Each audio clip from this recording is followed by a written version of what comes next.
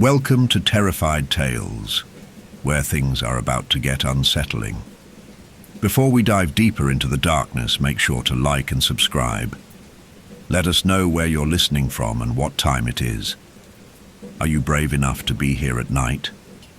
Now, relax and let the fear take hold. Story 1. The sun had barely begun to dip beneath the horizon when the group of hunters gathered around their fire, the scent of pine and damp earth mixing in the cooling air. There was something in the way the trees stood at the edges of the clearing, a motionless silence that seemed unnatural. Ray, the oldest of them, noted the unusual stillness. His boots crackled as he shifted his weight, squinting into the woods, his keen eyes catching something that unsettled him. "Did you hear that?" he asked, his voice low, as though the question was meant for no one in particular. His eyes darted, tracing the boundary where the shadows clung to the trunks of the trees. No one responded. They were used to the sounds of the forest, the rustling leaves, the occasional bird call. But tonight, there was an eerie absence of those familiar sounds. The group, a mix of experienced hunters and newcomers to the forest, looked around, trying to place the source of that foreboding stillness. As if on cue, the wind picked up, rushing through the pines with a whistling sound, a sound that didn't feel natural, but mechanical, as if the trees themselves were somehow complicit in the forest's strange silence. A strange, cold gust brushed past them, and for a fleeting moment, it felt like the air had thickened, pressing against their skin, carrying with it a faint, almost imperceptible whisper. They had set up camp deep in the Allegheny National Forest, a place that had earned its reputation for being more than just remote. It was ancient. Legends of the woods being haunted by restless spirits and forgotten places were whispered in town, but the hunters were skeptical. It was just the forest, wild, untamed, unforgiving. But tonight, something was different. It wasn't long before the fire sputtered, its dancing flames casting odd, angular shadows on the faces of the men.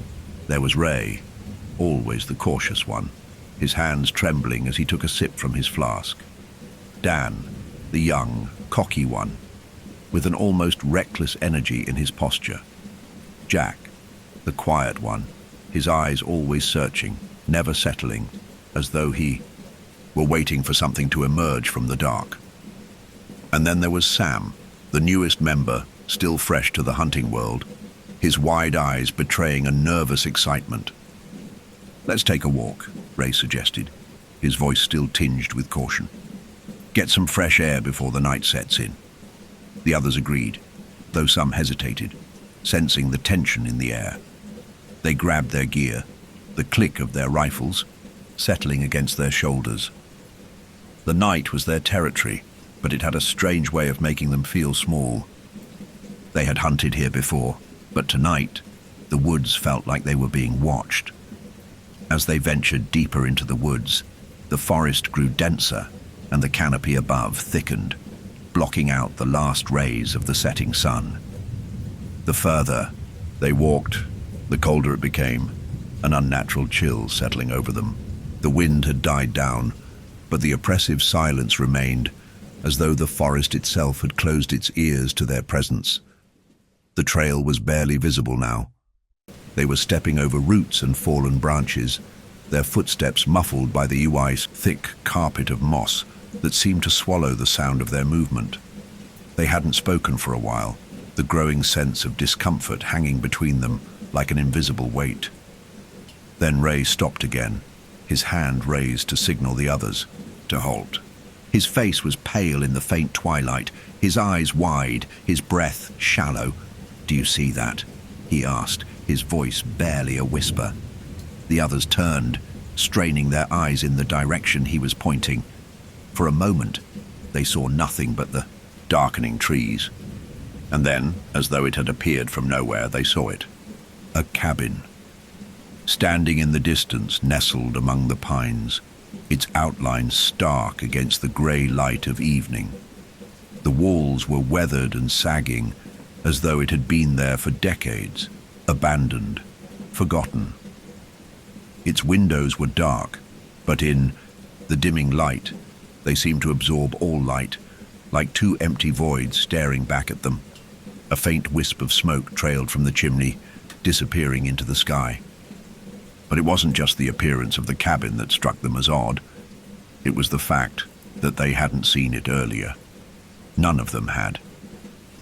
"This wasn't here this morning," Sam whispered, a tinge of disbelief in his voice.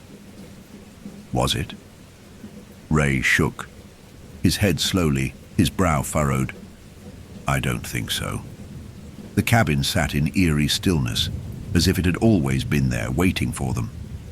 The others stood motionless for a moment, unsure whether to approach or retreat. But curiosity tugged at them, and against every instinct telling them to turn back, they moved toward the cabin. They walked slowly, each step heavy with the sensation that the woods around them were holding their breath, waiting for something to happen. As they drew closer, they could see the decay in the structure more clearly. The wood was rotten, dark with age, the roof sagging under the weight of time. Yet, as they approached, they felt a strange warmth rising from within it, as though it had been occupied not long ago.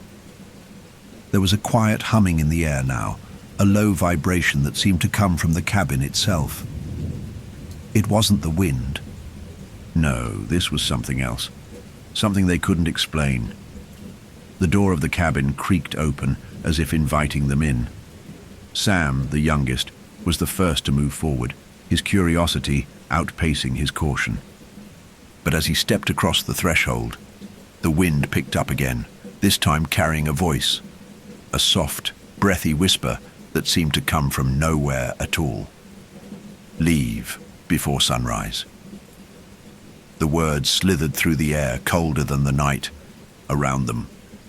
Ray's heart thudded in his chest as he turned to the others, their faces pale, their eyes wide with uncertainty. The whispering voice wasn't just the wind. He could feel it. The forest itself seemed to be speaking, urging them to leave. But why? And before they could respond, the door slammed shut with a deafening bang. The door slammed with an unnatural force, shaking the old wooden frame and sending a shiver down Ray's spine. It was as though the very cabin had decided for them that they would stay, whether they wanted to or not. Sam stood frozen in the doorway, his hand still on the handle, his face pale as moonlight as he looked back over his shoulder. The others stood just outside, their feet rooted to the earth as if something invisible was holding them in place. The whisper had been soft, a mere breath in the wind, but it lingered in the air like a heavy fog, the warning clear. Leave before sunrise. Ray felt a cold sweat break out across his brow. He stepped forward, moving slowly, cautiously, as if every motion could disturb. Something ancient, something awake in the forest that had been silent for too long. He placed a hand on Sam's shoulder, urging him gently, but firmly. "Sam," Ray said, his voice low, the words like gravel in his throat. "Let's go back. This isn't right." Sam hesitated, the door creaking as though it were alive, beckoning them to enter. The air was thick now, oppressively heavy, as though the forest had suddenly drawn closer around them. He turned to Ray, his face pale, his eyes wide with confusion and fear. "But the fire is still burning inside," Sam said, his voice barely above a whisper, as if afraid the very walls of the cabin could hear him. "That doesn't make sense. How can the fire still be going if it's been abandoned for years?" Ray didn't have an answer. His instincts screamed that they needed to leave, that this place was wrong, too wrong. But something about the warmth of the cabin, the way it seemed to call them, kept him rooted to the spot. Something twisted inside him, something primal, something that wanted to ignore the warnings, something that hungered for answers. "Ray," Dan said, his voice sharp and eager, breaking the tense silence. "What if we're just overthinking this? Maybe someone's living here. Maybe it's just an old cabin that we didn't notice before." Ray shot him a look, one that conveyed his doubt. Maybe. But even as the words left Dan's mouth, a strange sensation settled over Ray's shoulders. His skin prickled. The wind shifted again, and in its wake came a sharp, metallic scent, as though something had died nearby, or perhaps had been freshly slaughtered. The sudden shift in the air made his stomach turn. He tried to dismiss it, but there was no denying. The feeling in his chest, a cold weight of dread that clung to his bones. "Fine," he muttered. "Let's just take a quick look inside. But we're not staying long, and we're definitely not staying the night." They entered one by one, the floorboards, groaning under their feet, the thick dust settling with each step. The inside of the cabin was musty, and the air was stale, filled with the scent of decay, but there was that odd warmth from the fireplace in the back corner, still burning. It didn't make sense. The fire crackled and popped as though it had just been stoked. A thin wisp of smoke curled up from the hearth, but the flames didn't flicker, didn't die out. It was unnerving, this strange stability, as though the fire itself was an illusion, something that should not exist in a place abandoned for decades. Sam walked cautiously toward the hearth, the warmth pulling him in like a moth to a flame. His boots scraped against the floorboards, and as his eyes darted to the edges of the room, he saw it. An old crumpled note lying on the wooden table, the edges curling with age. "Hey, look at this," Sam called to the others. Ray moved closer, his eyes narrowed in suspicion, as Sam carefully unfolded the yellowing parchment.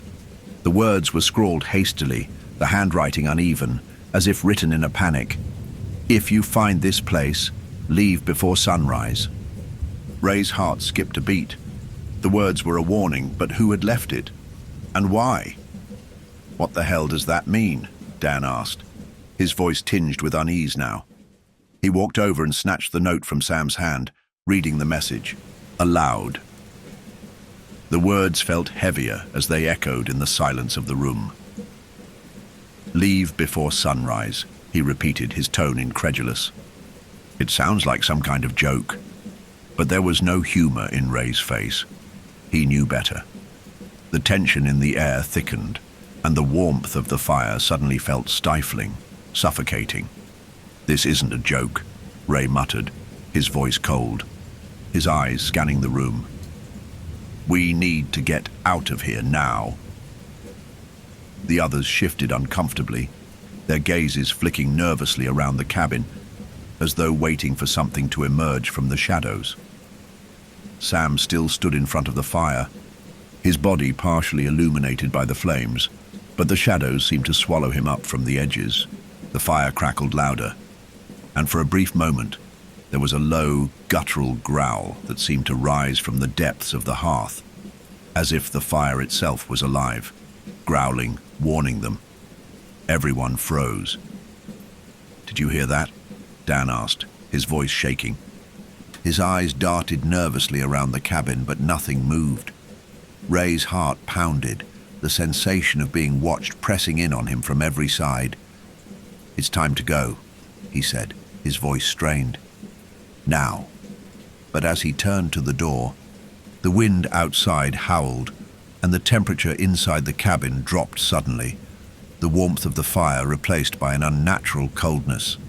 The air grew thick, and the walls seemed to close in around them. The door, once slightly ajar, slammed shut with a violent force that rattled the windows, as if the cabin had decided that they weren't leaving, not yet. Sam jumped back, eyes wide with terror. "What the hell just happened?" he gasped. Ray's hand shook as he grasped the door handle, twisting it with desperation. It didn't budge. The door was sealed, as though some invisible force was holding it shut. "Leave before sunrise." The words returned to him, echoing in his mind. The warning, the forceful command, the dread that had followed them inside. It was as though the cabin itself was alive, aware of them, unwilling to let them go. "Let us out!" Jack shouted, pounding against the door with his fists, but it was no use. The room felt colder now, the shadows deeper, stretching unnaturally along the walls. Ray stepped back from the door, his pulse racing. Something was wrong, terribly wrong. The air was too thick, the shadows too long. There was a weight to the place, a presence that they hadn't felt until now. "Who's there?" Ray called, his voice trembling. The cabin remained silent, and then, through the silence, came a soft sound, a low whisper, as if someone was speaking just behind him, brushing against his ear. "Leave before sunrise." This time the voice wasn't a mere whisper carried by the wind. It was clear, sharp, and close. Too close. And then, just as quickly as it had started, the whisper stopped. The room grew deathly still, the shadows in the corners of the cabin, deepening into shapes, figures perhaps, watching them from the darkness. Ray's breath caught in his throat. He could feel it now, the pressure in the room, the sensation that they were no longer alone. A sudden scraping sound came from the corner of the room, a noise like nails dragging across wood. Sam spun around, eyes wide with terror, but saw nothing. Then, from the shadows, something stirred. The scraping sound reverberated through the cabin, sending chills crawling up Ray's spine. It was a low, jagged sound, like something sharp dragging across wood. Sam's eyes darted frantically around the room, trying to locate the source. But the shadows seemed to swallow the edges of his vision, twisting and flickering unnaturally in the light of the fire. The air itself felt heavy, pressing in on them, thick with dread. "Did you hear that?" Dan asked, his voice barely a whisper. His hand gripped his rifle so tightly that his knuckles turned white. Ray didn't answer immediately. He didn't have to. The others had heard it too. They could feel it. The sensation that something was in the room with them. Something watching. Something waiting. The cabin, once simply strange and unsettling, now seemed to pulse with an unnatural presence. Sam took a tentative step forward, his boots making a soft squeak against the worn floorboards. His heart pounded in his chest, but his curiosity kept him moving toward the darkened corner where the noise had originated. The shadows there seemed to grow deeper as he approached, the air colder, the very space feeling distorted. "Sam, stop." Ray's voice cracked as he reached out, but it was too late. Before anyone could move, the shadows in the corner shifted. At first it was a faint outline, a dark, amorphous shape that seemed to move and warp with the light. Then it took form, slowly at first, as if pulling itself from the depths of the darkness. The hunters froze, their breaths catching in their throats as the shape grew more defined. A figure, tall and hunched, with jagged, uneven limbs that bent in impossible angles, emerged from the shadows, dragging itself toward Sam. It didn't move like a person. It was as if it were floating, its body never quite touching the floor, and yet it crept forward with a chilling, jerky movement.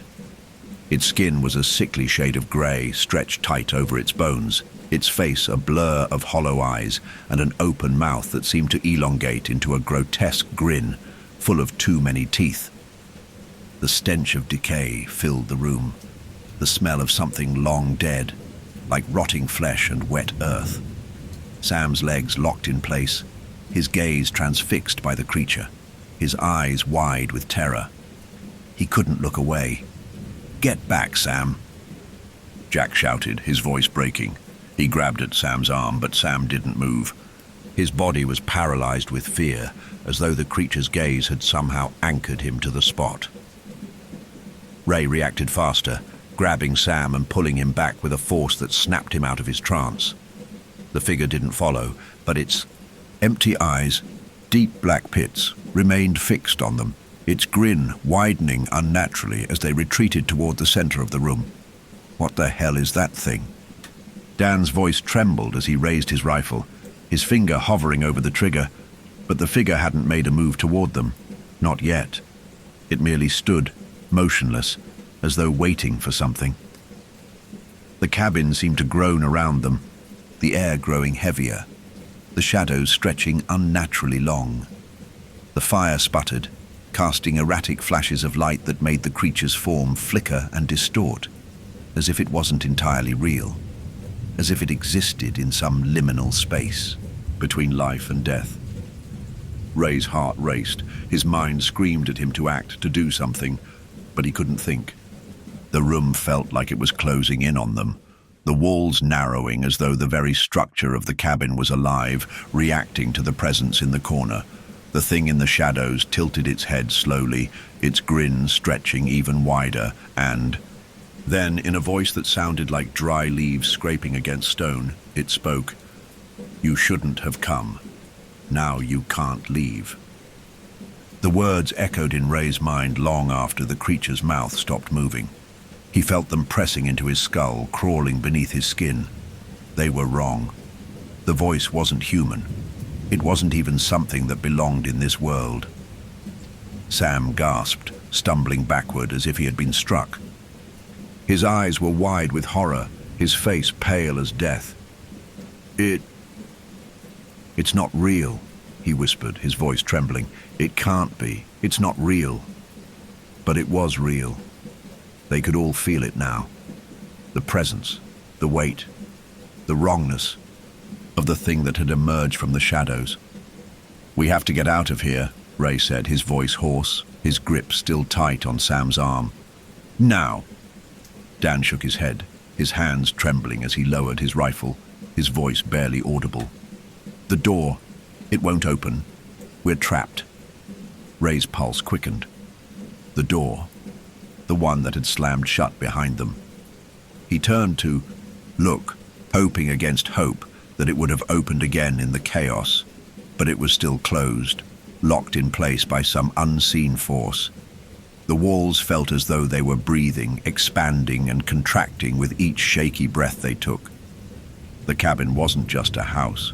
It was alive, and it was closing in on them. Leave before sunrise. The whisper returned, but now it was not just the wind. It was 1,000 voices, all speaking at once, pressing into their minds, urging them to leave, to run.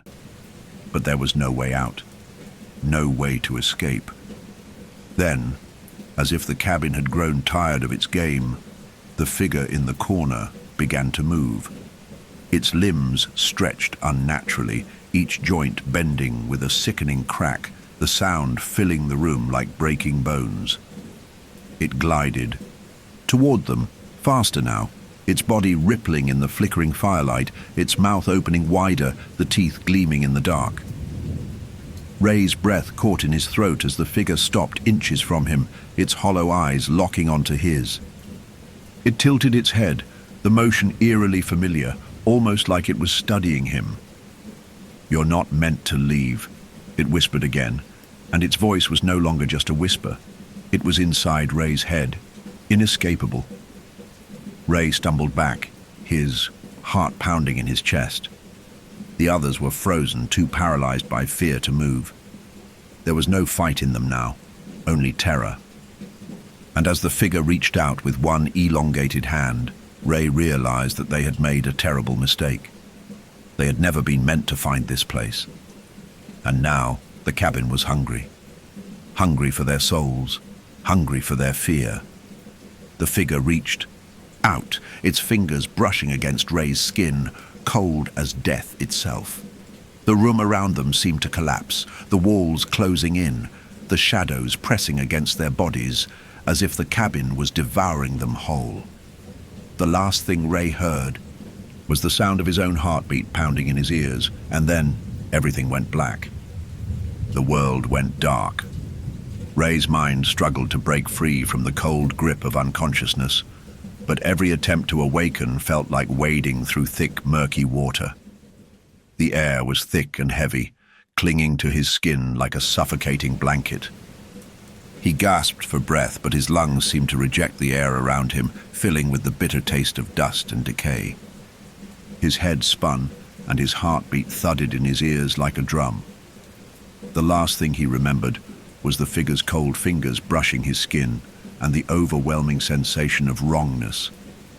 A feeling like his very soul had been touched, marked, by something ancient, something dark, something otherworldly. Ray struggled to move, but his body was stiff, his muscles unresponsive, as if he had been frozen in place, and then a sound, faint at first, but growing louder with each passing second. Whisper, "You should have listened. You should have left." The words were as sharp as a blade, cutting through the fog in Ray's mind. He felt his chest tighten, panic rising in his throat. His eyes snapped open, but the world around him was not the cabin he had entered just moments ago. The room was different. The walls were no longer lined with dusty wood, and the flickering firelight no longer danced in the hearth. Instead, there was an oppressive darkness, a deep, choking void that swallowed all light and all sound. The air was still and cold, unnaturally cold, and the floor beneath him felt slick with something wet, something wrong. Ray's vision cleared, and he saw that he was lying on the floor. His fingers twitched as he tried to push himself up, but something heavy, an unseen weight, seemed to hold him down. The shadows in the room moved, stretching like fingers toward him, growing longer and darker. Where are the others? A jolt of fear shot through him. He looked around, his eyes scanning the void that had once been the cabin. The others, Dan, Sam, Jack, where were they? He called their names, his voice hoarse and weak, but no answer came. The silence pressed in, suffocating. Him, like the air itself, had turned against him. His pulse quickened, his hands shaking as he tried to sit up. As his fingers brushed against the cold, wet floor, something sharp pricked his skin, like a splinter, but deeper, more jagged. Ray winced, pulling his hand back and staring at the blood that slowly began to well up from his palm. The blood, his blood, seemed to darken unnaturally, swirling in the dim light as if it were being pulled into the air, into the shadows themselves. A low, rasping laugh echoed from somewhere in the darkness. Ray jerked back, his heart hammering. He turned toward the sound, but all he could see was blackness, endless, suffocating blackness. Then, from the depths of the shadows, the whisper returned. "They're gone. And soon, so will you." Ray's throat tightened. He tried to scream, but no sound emerged. The shadows seemed to creep in closer, curling around him, and he realized with sudden, terrible clarity, he was not alone. He had never been alone. Before he could react, the darkness began to shift. The floor beneath him began to move as if it were made of liquid. It churned and pulsed, the wooden boards warping and bending in a grotesque mockery of life. From the shifting shadows, a figure emerged, tall, emaciated, with skin stretched tight over its bones, its face a twisted blur of nothingness. Its eyes were two dark, empty pits, blacker than the night itself. The figure seemed to glide toward him, its feet not touching the floor, its form flickering and warping as it moved closer. "You didn't listen," it whispered, its voice rasping like dry leaves, its breath cold against Ray's skin. "Now you must pay." Ray scrambled backward, his body finally responding to his commands, but the ground beneath him seemed to shift with every movement. It was like he was on the edge of a dream, where nothing was solid and everything felt distant, unreal. He couldn't get a firm grip on anything, couldn't steady himself. "No, no, no," he screamed, but the voice in his head wasn't his own. It was the cabin's voice. It was the forest's voice. It was everywhere. The figure in front of him reached out with long, twisted fingers, and as it did, the air grew colder, the temperature dropping so rapidly that Ray's breath fogged in front of him. He could feel it then, a deep, suffocating coldness wrapping around his chest, settling into his bones. The figure's fingers brushed against his skin, and with it, a jolt of ice filled his veins, numbing his limbs. It was as if the very life inside him was being drained. A shrill scream cut through the silence, and Ray's vision blurred. His pulse roared in his ears. He could barely make out the figure's mouth stretching wide, too wide, revealing rows of jagged, sharp teeth, a grin that felt like it would tear the world apart. But just as the creature reached for him, something pulled Ray back. With an intense force, Ray was yanked out of the nightmare. His body jolted awake again, back into the dark, empty cabin. He wasn't alone. He was still in the cabin, but everything was different. The fire was gone. The warmth that had been present earlier had turned cold, icy even. The fireplace was nothing but blackened stone, the remnants of what had once been an inviting glow, now reduced to ashen memories. The walls were decaying at the edges, covered in creeping moss, and the floor was wet. No, soaked, seeping with dark liquid that pooled at the corners. The air felt thick, like the cabin was choking. Ray's eyes darted around, frantic now, but there was no sign of the others. There was only the quiet, only the shadows. Leave before sunrise. The words returned, louder now, not just a whisper, but an order.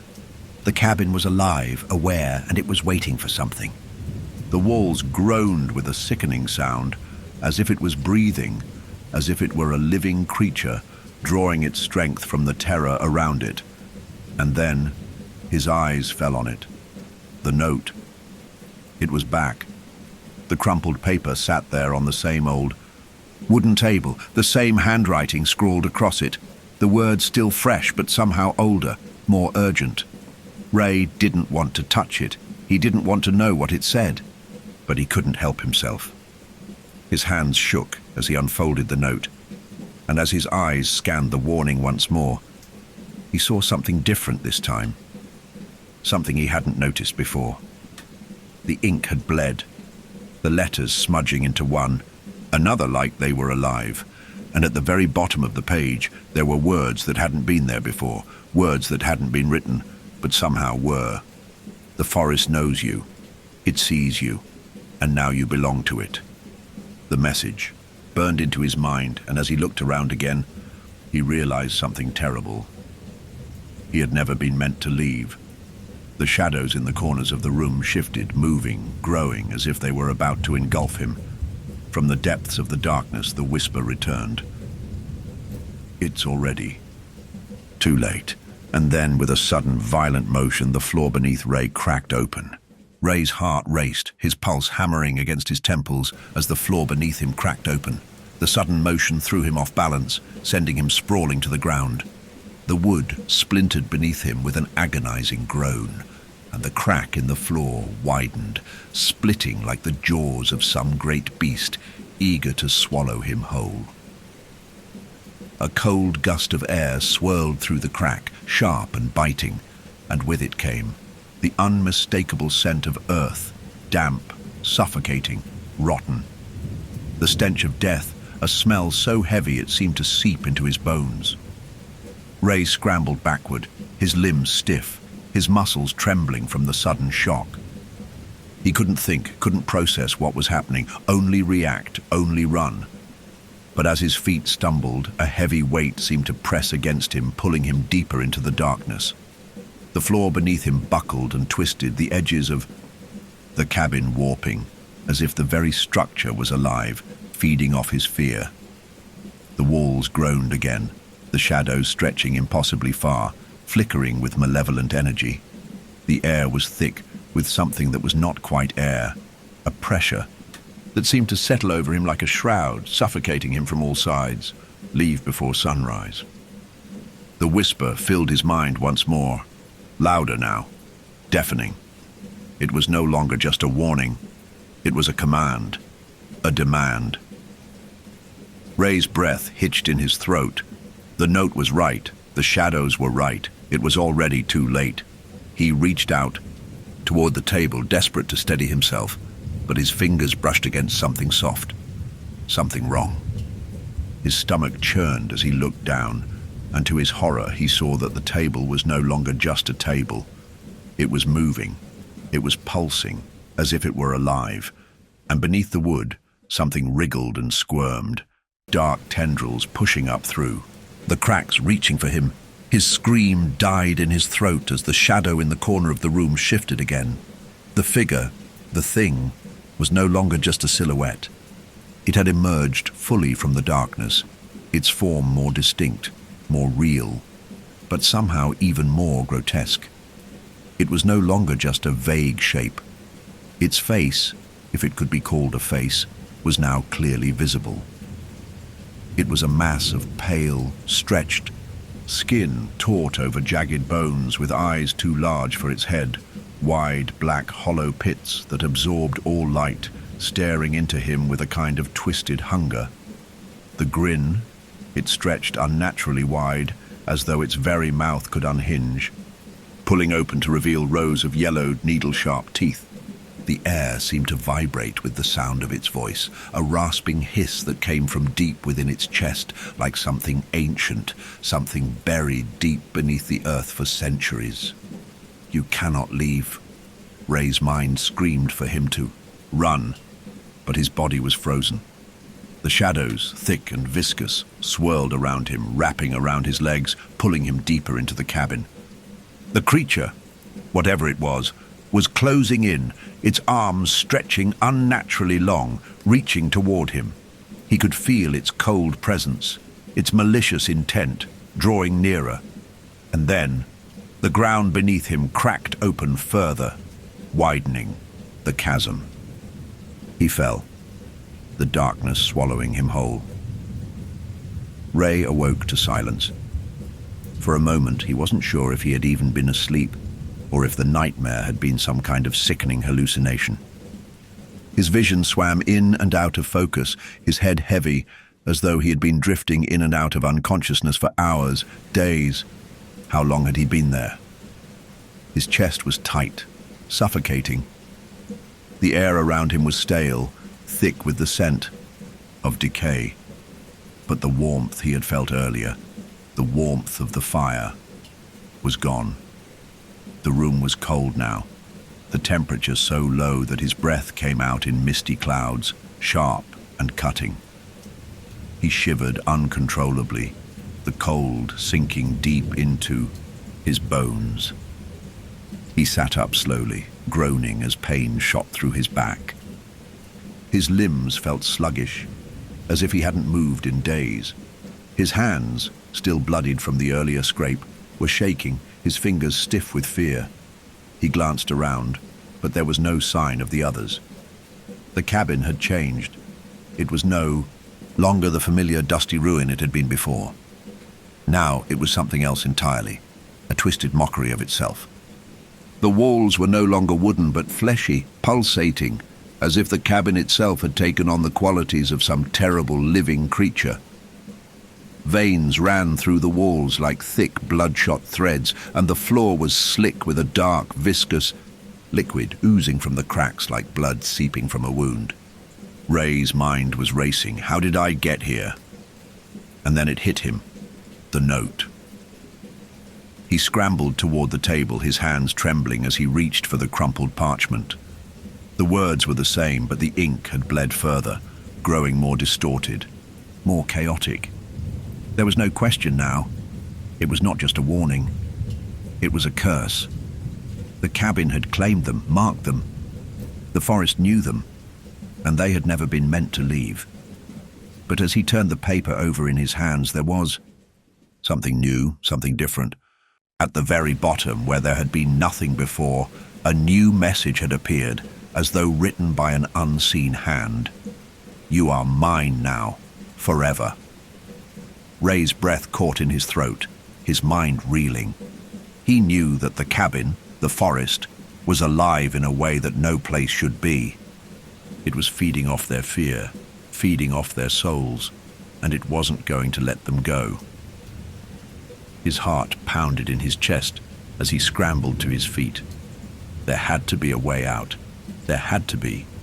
But as he stood, the walls around him seemed to close in, the shadows in the corners growing darker, stretching longer, until they seemed to be alive, shifting, moving toward him.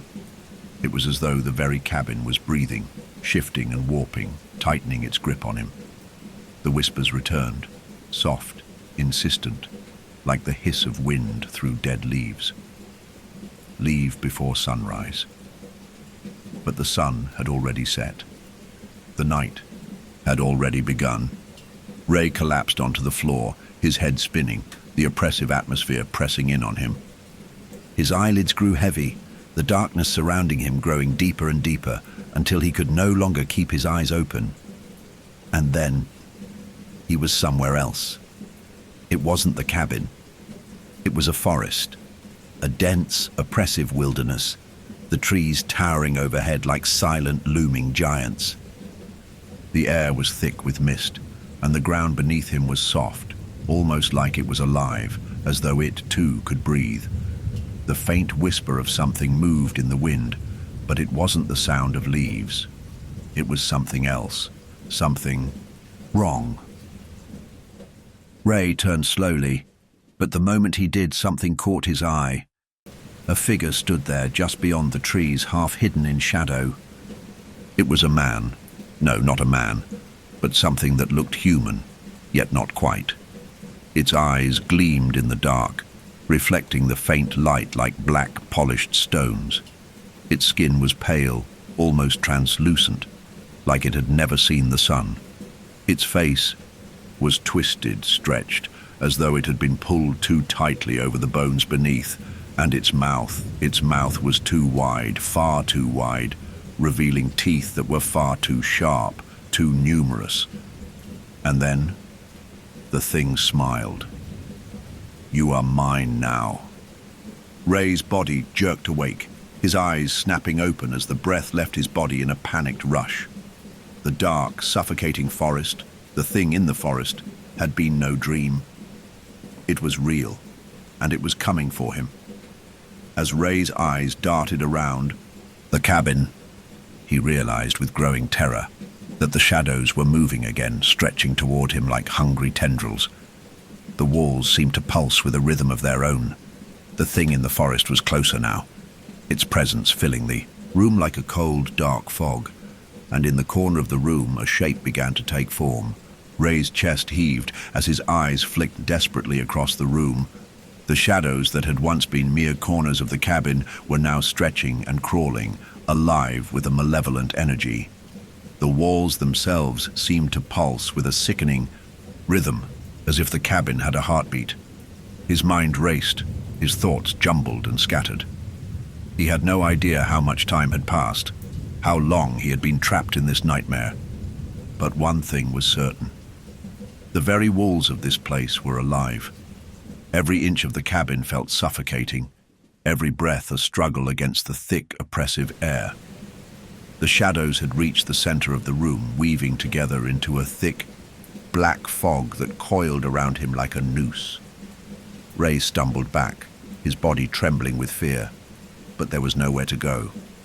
The door that had once slammed shut was no longer in sight, swallowed by the walls that seemed to have shifted and warped. The cabin was no longer the space it had once been. It was something else, something ancient, something that was hungry, and then, from the heart of the shadows, it emerged.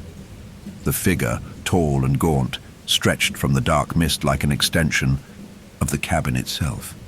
Its limbs were long and twisted, impossibly thin, its body contorted at angles that shouldn't have been possible. Its face, no, it wasn't a face at all. It was a blur of pale skin, stretched tight over bones, with eyes so black they seemed to absorb all light. Its mouth opened, wide and gaping, revealing rows of sharp, glistening teeth. Ray's breath caught in his throat as the thing slowly, deliberately moved closer. It had no need to hurry. There was nowhere for him to go, no way to escape. The walls closed in around him like a living trap. The shadowy figure stopped in front of him, its hollow eyes locking onto his, as if studying him, deciding. "You shouldn't have come," it rasped, its voice a dry, rasping whisper that echoed through his mind. It wasn't speaking to him. It was speaking through him, burrowing into his thoughts, forcing the words to crawl from his own lips. "But now you're a part of it." The words drilled into his skull, reverberating through his bones. The air was thick with their weight, suffocating. He could barely breathe, barely think.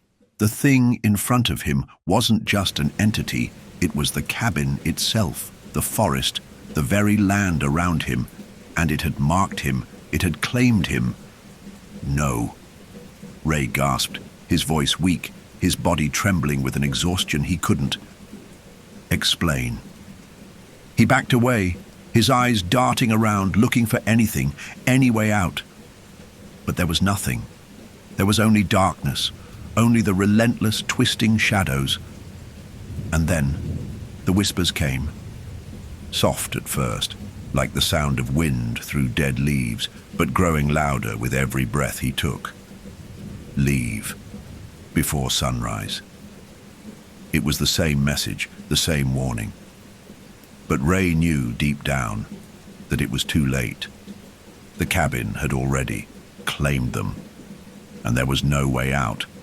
The figure moved again, its body a fluid mass of shadows, its limbs stretching unnaturally long, dragging along the walls like they were extensions of itself.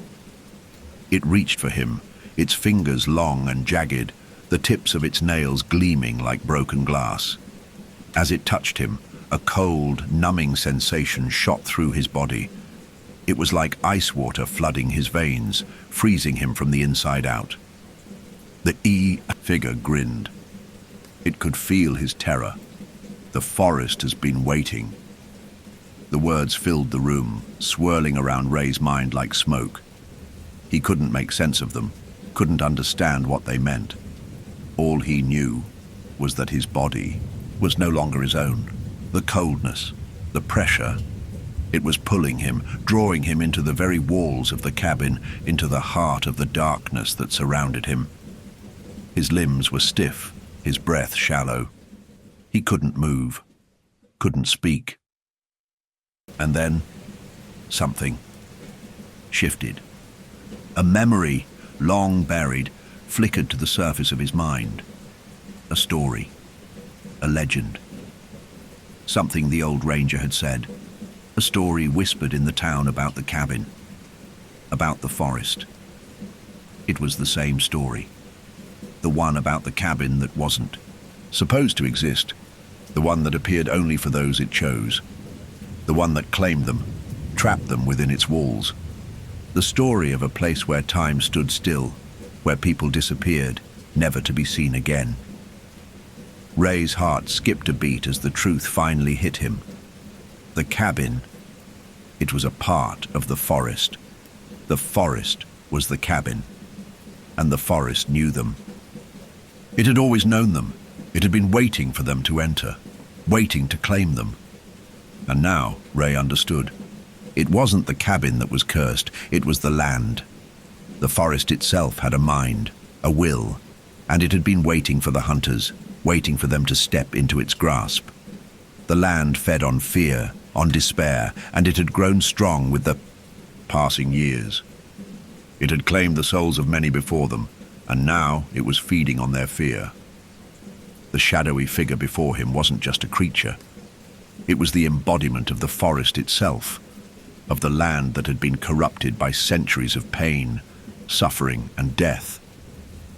Ray's vision blurred as the darkness closed in around him, and the whispering voices intensified. He could feel them crawling beneath his skin, writhing inside him, pulling at his very soul. The figure grinned wider, its mouth stretching impossibly far, revealing rows of jagged teeth that seemed to go on. Forever, you belong to it now. The figure raised its hand, and Ray felt the ground beneath him shift. The floor seemed to ripple like water, pulling him into the darkness, pulling him toward the heart of the cabin, the heart of the forest. The very air around him thickened, becoming heavier, as if the world itself was closing in, suffocating him. Ray's last thoughts were a desperate, final plea. Please, someone, help. But the forest was silent, the cabin was silent, and then, with a sickening lurch, everything went black. Ray's eyes snapped open, his body jerking upright, though it felt as if he were waking from a long, suffocating sleep.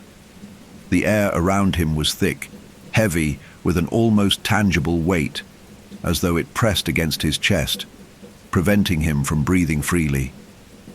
His lungs burned as if he'd been holding his breath for too long, and his heart pounded furiously in his chest. He tried to stand, but his legs wouldn't obey him. They felt like lead, sluggish and weak. The shadows pressed in on him from all sides, bending and shifting like the very fabric of the cabin was alive. He was still trapped. But something was different. The creature, the thing that had been stalking him, was gone. The oppressive, suffocating presence that had been hanging over him moments ago had vanished, leaving only an eerie silence in its wake. The shadows no longer writhed around the room, no longer reached for him. The walls, once pulsating and alive, stood still, silent, like a tomb. Ray's head swam, his thoughts sluggish and disjointed. He could barely think clearly, his mind fighting to piece together what had just happened. The figure, the creature that had claimed the cabin, the thing that had whispered to him in the dark, had vanished. And yet, he could still feel it, could still sense its presence lurking at the edges of his perception, like an echo that wouldn't fade. His breath came in ragged gasps as he forced himself to stand, his body trembling with a mix of fear and exhaustion. He had to get out of here. He didn't care how, he didn't care what it took, he just had to escape. But the moment he stood, the room seemed to twist and distort around him. The walls, once familiar, seemed to stretch and contract, the very cabin itself shifting as though it was alive, watching him. The floor beneath his feet groaned, the wood creaking with an unnatural sound, like the low, guttural growl of some massive creature. No. No, no, no. Ray's voice was weak, barely above a whisper. This can't be happening. He stumbled toward the door. No, where was the door? The cabin had changed. The space inside felt infinitely larger than before, as if it had expanded. Stretching beyond its natural boundaries, there was no door, no window, no escape. Ray's stomach churned, and for a brief moment, he thought he might collapse from the weight of it all. But he forced himself to move, his footsteps unsteady as he walked deeper into the cabin, trying to make sense of the nightmare around him. The walls had become soft, slick, as though coated in some viscous substance. The wooden beams groaned above him, sagging as if they were about to break. He touched one of the walls, recoiling immediately as his hand sank slightly into the surface, as if the very cabin were breathing beneath his touch. The sensation was unsettling, almost like touching something alive. The cabin is alive. The thought hit him with the force of a blow. Everything, the walls, the floor, the shadows, even the air, was part of something else, something ancient and unforgiving. This wasn't just a cabin, it wasn't just a building, it was alive, and it was hungry. A cold sweat broke out on Ray's skin, his heart racing in his chest. He had to get out of here. He had to, no matter what it took. He turned quickly, his eyes scanning the room once more. A soft sound, a faint scratching, almost imperceptible, caught his attention. The hairs on the back of his neck stood on end. It came from the far corner, just beyond the crumbling stone fireplace. Ray's body froze. The noise was unmistakable. It wasn't the wind. It wasn't the creak of old wood. It was something else. And then from the darkness, he saw it. A faint outline just at the edge of his vision, like a shape that was neither entirely there nor entirely gone. A figure standing motionless in the corner. At first he thought his mind was playing tricks on him. He had to be hallucinating, right? The fear, the exhaustion, it was all blending together. But no, this wasn't a trick. The figure in the corner was moving. It was a man, or something that resembled one. Its body was gaunt, skeletal even, the skin stretched tight over its bones, its face hidden in shadows.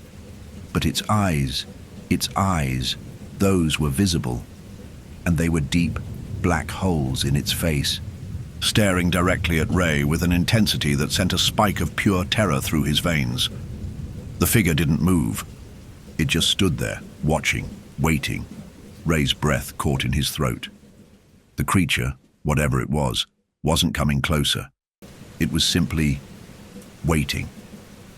Suddenly, the faintest sound broke through the silence. A voice, soft, almost too quiet to hear, whispered from the shadows. "You thought you could leave?" Ray's blood ran cold. The voice was ancient, not just a whisper, but an echo, a sound that resonated in the very marrow of his bones. It was the voice of the cabin, of the forest, of the land itself. The figure in the corner tilted its head, and Ray felt an overwhelming sense of déjà vu. This wasn't the first time he had heard those words. It was the same voice, the same whisper that had followed him since the moment he stepped into this place. The same voice that had warned him, had urged him to leave, to run before it was too late, and now it was here. "You're not going anywhere," the voice said, louder this time, its tone colder, more final. The air around Ray thickened. The shadows in the cabin grew darker, closing in on him, as if the walls themselves were moving, creeping toward him. His pulse quickened, and he backed away, his feet slipping on the slick floor. The figure remained motionless, its eyes never leaving him. It wasn't attacking. It was simply observing, waiting. Ray felt a sudden, sickening realization. He wasn't alone. There was no escape.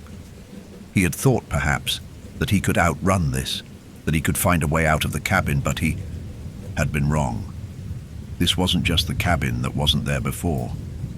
This wasn't just a haunted house. This was something else entirely. This was the forest, the land itself, and it had taken root in him. It had fed on his fear, and now it owned him. Ray's breath came in ragged gasps, his eyes darting wildly around the cabin, searching for any means of escape. He could feel the suffocating pressure closing in around him, the weight of it pressing against his chest, against his mind. And then, just as quickly as it had appeared, the figure vanished. Ray blinked, the cabin suddenly feeling empty, still. The oppressive darkness that had been closing in on him lifted, and the sounds, the whispers, the scratching, the low hum of the forest, faded away. But there was something more terrifying than the figure's sudden disappearance. It was the silence that followed. The cabin, once full of eerie noises and creeping shadows, had gone completely still. And Ray understood, with a clarity that cut through his panic, that this silence was the calm before the storm. It wasn't over. It had only just begun. Ray's feet moved without his command, his legs carrying him toward the door that had to be there, that had to lead him out. He had to get out. He had to escape. But when he reached the threshold, his hand grasped the cold, rotting wood of the doorframe, and the last thing he saw before everything went black was the figure standing in the corner of the room, its hollow, eyes watching him, knowing exactly where he was going, and then, without warning, the world around him vanished. Ray's world seemed to implode, the last thread of his sanity snapping as the world around him vanished into nothingness. He felt himself falling, the darkness engulfing him, swallowing him whole. There was no ground beneath him, no air, no sound, only the endless cold abyss that stretched on forever. And then, just as suddenly as it had started, everything stopped.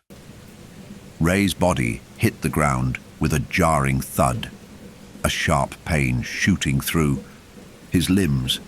His breath caught in his throat and he gasped for air, the sudden return of sensation overwhelming. His vision swam as he struggled to sit up, his body shaking violently from the disorientation. The overwhelming silence around him made it feel like he was trapped in some empty void, a place where time had no meaning, where the rules of reality no longer applied. He forced himself to focus, to shake off the fog in his mind. He wasn't sure what had just happened, what he had just experienced. But somehow, in the back of his mind, he knew it wasn't over. He had been pulled somewhere deeper into the forest, or into the very fabric of the cabin itself. When his vision cleared, the first thing he saw was the floor beneath. Him, a floor that was no longer wood, but rough stone, dark and slick with moisture. The walls around him were made of jagged, uneven rock, the air thick with the scent of earth and decay. A faint glow flickered from somewhere in the distance, casting long, eerie shadows across the cavernous space. Ray slowly rose to his feet, his legs unsteady beneath him, and looked around. This was no longer the cabin, no longer the familiar, oppressive space he had come to know. This place was ancient, a hidden, forgotten part of the world, a part of the forest that had been buried deep beneath the earth for longer than anyone could fathom. The faint glow came from a fire. No, not a fire, but something more unnatural. The light flickered in the distance, casting an unsettling greenish hue across the cavern. It was the same faint warmth he had felt in the cabin before, like the embers of a fire that should have been dead long ago. Without thinking, Ray began to move toward it, his every step heavy and uncertain. The stone floor was uneven, the jagged edges cutting into his boots, but he didn't care. He had to keep moving. He had to find out what was going on. The deeper he went into the cavern, the more he realized that the walls were not natural. The stone had been carved roughly, jaggedly, as if someone or something had chiseled it out by hand. The carvings were old, worn by centuries of time, but they were unmistakable. Symbols. Strange, unfamiliar markings that seemed to move as he passed them, shifting and changing like they were alive. He couldn't understand them, couldn't make sense of what they meant. But the more he stared, the more he felt the pull of their meaning, like they were calling to him, beckoning him forward. Finally, he reached the source of the glow. In the center of the cavern, there was an altar, a rough stone slab, surrounded by symbols and runes carved deep into the ground. The faint greenish light emanated from the altar itself, the light flickering as if it were alive, shifting with every movement. At the foot of the altar, something lay in the shadows, something long, dark, and unmoving. Ray's pulse quickened, his breath shallow as he approached the altar. His instinct screamed at him to turn back, to leave this place before it was too late. But something kept him moving forward. Something inside him was pulling him closer, urging him to understand, to know. And then his eyes fell upon the figure. It was a man, or at least it used to be. The figure lay stretched out on the altar, its skin pale and stretched tight over, its bones, its limbs twisted at unnatural angles. The eyes were wide open, glazed over, the pupils black and empty, staring into nothingness. But it wasn't dead. No. Ray could feel it. A faint pulse, a shallow breath, a heartbeat. The thing on the altar wasn't dead. It was alive. Suddenly, the world around Ray seemed to shift, the air growing heavier, more oppressive, as if the very space he was in had become aware of his presence. The faint whisper returned, louder, this time almost deafening, filling his ears with its cold, rasping voice. "You've come to the heart of it." Ray froze. The voice. It wasn't just a whisper. It was inside his head, crawling through his thoughts, speaking directly to him. His heart raced as the words filled him, pulling at his mind, threatening to overwhelm him. This is the beginning, not the end. The voice was colder now, darker. The forest has been waiting for you, waiting for all of you. The land remembers, and now, so do you. Ray stumbled backward, his mind reeling. The thing on the altar. It wasn't just a victim. It was part of this. It was part of whatever this place was, part of whatever force had brought him here. The forest wasn't just a living, breathing thing. It was ancient, a force beyond comprehension. A thing that had been watching, waiting, and now it was feeding. Feeding on their fear, on their souls. Ray felt his stomach churn, his pulse pounding in his ears. His head spun as the whispers continued. Now a chorus of voices, some soft, some loud, some insistent, all speaking at once. You're not meant to leave. You're already part of it. The forest will never let you go. The voices rose in intensity, echoing around him, growing louder with each passing second. The walls of the cavern seemed to close in, the markings on the stone pulsing, like a heartbeat thrumming through the very air. The altar was alive now, the greenish glow flaring brighter, the light flashing in time with the beat of his own heart. And then, the whispers stopped. Silence. For a moment, Ray thought he might be going insane. This place was driving him mad. But then he heard it, the unmistakable sound of footsteps, slow, deliberate, approaching from behind. He turned, his body jerking as his eyes fell upon the figure standing just beyond the altar, a shape cloaked in darkness, its face hidden. "Who's there?" Ray's voice cracked, a trembling whisper as his throat constricted. "Who are you?" The figure stepped forward, revealing its face. Ray's breath caught in his throat. It was him. It was his own face, but twisted, distorted. A hollow, empty version of himself. His reflection, but wrong. Its eyes were black, lifeless, hollow voids, and its lips curled into a smile that was more like a grimace. "You were always meant to be here," the figure whispered, its voice an eerie echo of his own. "You've always been part of it. Now you'll never leave." Ray's breath caught in his throat as the twisted reflection of himself stepped closer, its hollow, empty eyes never leaving him. The air seemed to grow even thicker, the weight of it pressing down on him like a physical force, pushing the very air from his lungs. His legs wavered beneath him, threatening to buckle as the figure, a distorted, nightmarish version of himself, continued to move toward him with slow, deliberate steps. Its smile twisted, stretching wider, too wide, as though the creature in front of him was savoring the terror that it was feeding on. "You..." Ray's voice trembled, but he couldn't find the strength to speak the words. His throat constricted painfully. "What? What is this?" The figure tilted its head, the grotesque smile still plastered on its face. It moved closer, its steps silent on the rough stone floor, its presence suffocating. "This is the heart of it all," it whispered, the words slipping from its lips like poison. "The forest, the land, the cabin, all of it has been waiting for you. It's always been waiting." Ray staggered back, his legs threatening to collapse beneath him. As his mind raced, trying to make sense of the madness unfolding before him, he was trapped, he realized. Trapped not just in this cavern, but in something much older, much darker than anything he had ever imagined. "How?" Ray croaked, his voice barely more than a whisper, his hands shaking. "How did this happen? Why? Me? Why us?" The twisted reflection, no, it wasn't him, not really, stepped forward again, its shadow growing longer, stretching across the stone like a physical thing. "The land knows you. It has always known you.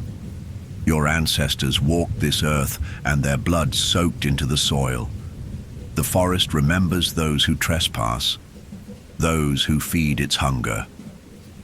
It gestured to the altar behind it, where the still figure lay, pale and lifeless, a faint pulse still beating beneath its waxy skin.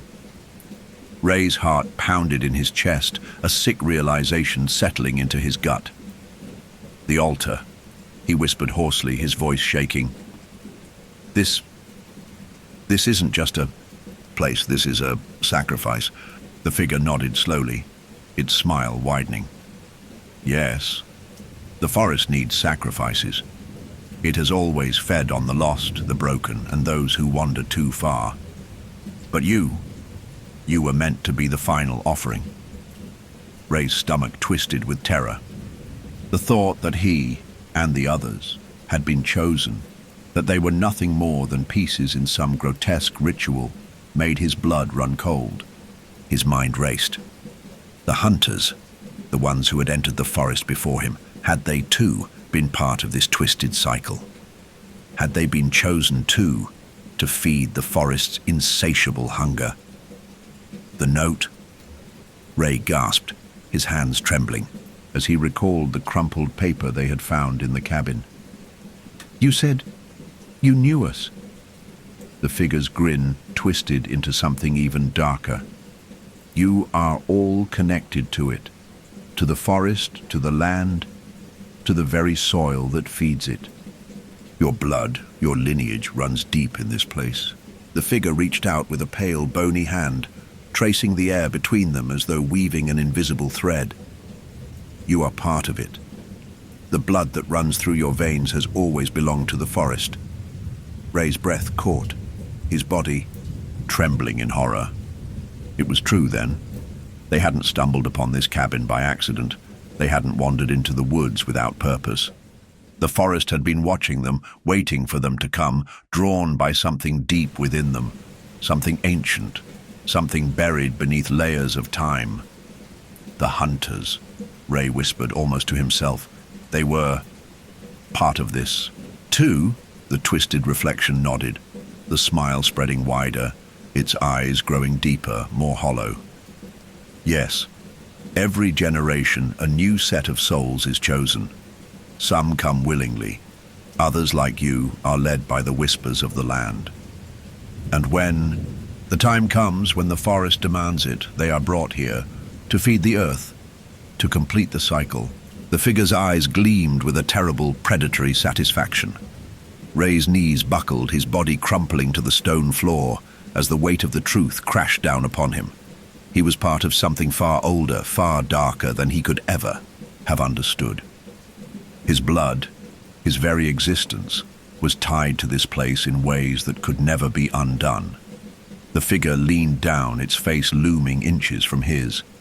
"The forest has fed on the fear of those who come before you, and now it will feed on yours. Your fear will be the final piece."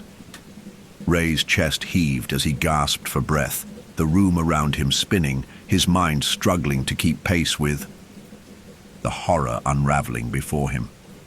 The sound of his racing heart thundered in his ears. He felt trapped, suffocated by the knowledge that there was no escape. This place, this forest, had been feeding on them, on their blood, their fear, for centuries, and now it had claimed him. With trembling hands, Ray reached out, his fingers brushing against the cold stone of the altar. The body on the slab. Was it dead? Was it another sacrifice? Or was it something else? Something that had been part of this twisted cycle of life and death, of offering and consumption? A strange, magnetic force tugged at him, pulling him closer to the altar. His body moved against his will, his hands reaching out toward the figure. The whispers, louder now, crawled through his mind, urging him to give in, become a part of it, become part of the forest. "No," Ray gasped, his voice raw with desperation. I won't join this." But even as he said the words, he felt the pull of the forest inside him, wrapping around his soul, digging into his very being.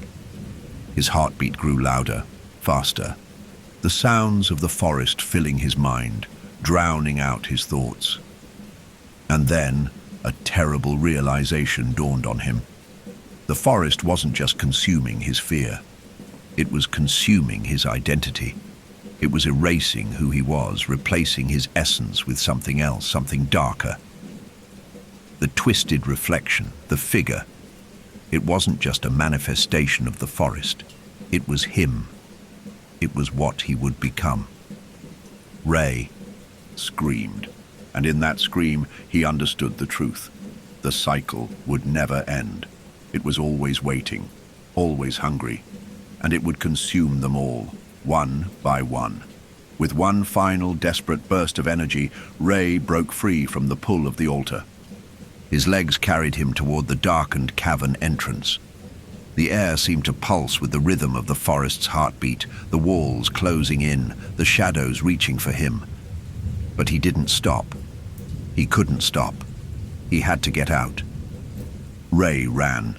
His legs, weak and unsteady from fear and exhaustion, carried him through the cavern, the sounds of his footsteps echoing off the jagged stone walls. The darkness pressed against him, suffocating, but he didn't dare stop. Every part of him screamed to escape, to leave this nightmare behind. But the forest, the land itself, wouldn't let him go. He could feel it. The forest had always been there, waiting in the shadows of his mind, pulling him closer with each step, feeding on his fear. The whispers were louder now, louder than before, weaving through the air like an inescapable web. The voices were inside his head, suffocating him from all sides. His heart raced in his chest, the sound of it pounding in his ears, drowning out everything else. "You can't escape," the voice of the forest hissed, the whisper scraping against his mind. "You are ours. You always have been." Ray stumbled, nearly falling to the ground as he tried to push forward, his body fighting against the invisible forces that pulled him back. His breath came in short, ragged gasps, his mind reeling with the knowledge of what he had learned, what he had become. He was part of the forest now. He had always been. The blood in his veins, the memories of his ancestors, they had all led him here. He had been born into this twisted cycle of suffering and sacrifice. It was written in his blood. It was written in the earth. The cavern seemed to stretch endlessly before him, a labyrinth of jagged rock and oppressive darkness. There was no way out, no way to outrun the forest.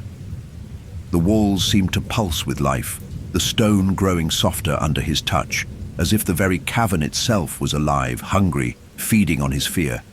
Suddenly, the cavern floor shifted beneath him, sending him crashing to his knees. The stone groaned, the sound of it like the grinding of teeth.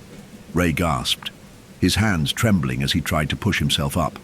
But the walls seemed to close in, the shadows thickening, the air growing colder. A low, guttural growl echoed from deep within the earth, the sound of something ancient, something primal. It was the sound of the forest's hunger. Ray's head snapped toward the altar, the place where the figure had been, where the pulse of the forest had begun. The greenish light flickered once more, casting an eerie glow over the cavern. The figure, the reflection of him, was back, standing at the foot of the altar, its black eyes fixed on him. "You can't leave," it whispered, its voice full of mockery. "You were always meant to stay." Ray shook his head violently, his mind refusing to accept the reality around him. He couldn't be part of this. He couldn't. His thoughts spun wildly, trying to find a way out, trying to break free from the prison that the forest had built around him. But the figure moved. Closer, its movements fluid, unnatural. Its face, once a twisted reflection of Ray's, was now an amalgamation of every fear he had ever felt, a grotesque parody of himself, an embodiment of everything dark and twisted about the forest. It smiled, its lips stretching too wide, its teeth too sharp. "This is where you belong," the figure said, its voice thick with malice. "The forest is part of you. You are part of it. Forever." Ray's body tensed, his skin crawled. He could feel it now, deep inside him, the thing that had been planted in him, the dark seed that had taken root. The forest had been waiting for him to realize the truth. It had always known. And then, in that instant, the ground beneath him gave way. Ray's body fell into the abyss, the cold, endless darkness swallowing him whole. There was no sound, no movement, only the crushing weight of the forest closing in around him. He tried to scream, but the air was thick, suffocating. It filled, his lungs pressing against him, dragging him deeper into the darkness. His limbs felt heavy, numb, and then he was still. For a long moment he felt nothing, no fear, no pain, no breath, just the emptiness that stretched on forever. But slowly, the darkness began to shift. The edges of his vision blurred, and he saw them, figures, shadows moving around him, whispers filling his ears. They were the lost ones, the forgotten ones, the ones who had come before him, the hunters, the souls who had fallen prey to the forest's hunger, their eyes, hollow, empty, fixed on him, their faces twisted in agony. Their mouths opened, but no sound came out. They were trapped in the same nightmare, the same cycle of hunger and sacrifice. They were part of the forest now, just as he would be. Ray's heart pounded again, the terror rising in his chest. But it was different this time. There was no escape. He was no longer just a victim. He was part of the forest now. He was home. The whispers grew louder, the voices of the lost ones swirling around him, the earth beneath him groaning with a terrible ancient power. "You belong to us," the forest whispered, its voice no longer just a sound, but a presence inside his mind. "You are ours now, forever." And then Ray felt it, an overwhelming pull. His body seemed to melt into the earth, his very essence being drawn into the soil, into the roots of the forest, into the very heart of the land. His mind broke. His body was consumed. The last remnants of who he was faded, drowned in the shadows of the forest, and then all was quiet. The forest waited. You're deep into the story now, and the horrors are only escalating. If you're still with us, don't forget to like and subscribe. Tell us where you're listening from in the comments. Who else is staying up late to face this nightmare? Settle in. The terror continues. Story 2, the morning was colder than expected. A creeping chill, like fingers pressing through cracks in the walls, made its way beneath the heavy blankets. Emma shivered as she reached for her phone, its blue light briefly blinding her eyes. The screen flickered, as if struggling to wake. The digital clock blinked 7:42 a.m. Her roommate Isla should have been awake by now. She always was, up before the sun, her alarm blaring like a foghorn. Emma had grown used to it, but today there was silence. Emma stretched, rubbing her eyes, as the haze of sleep began to lift.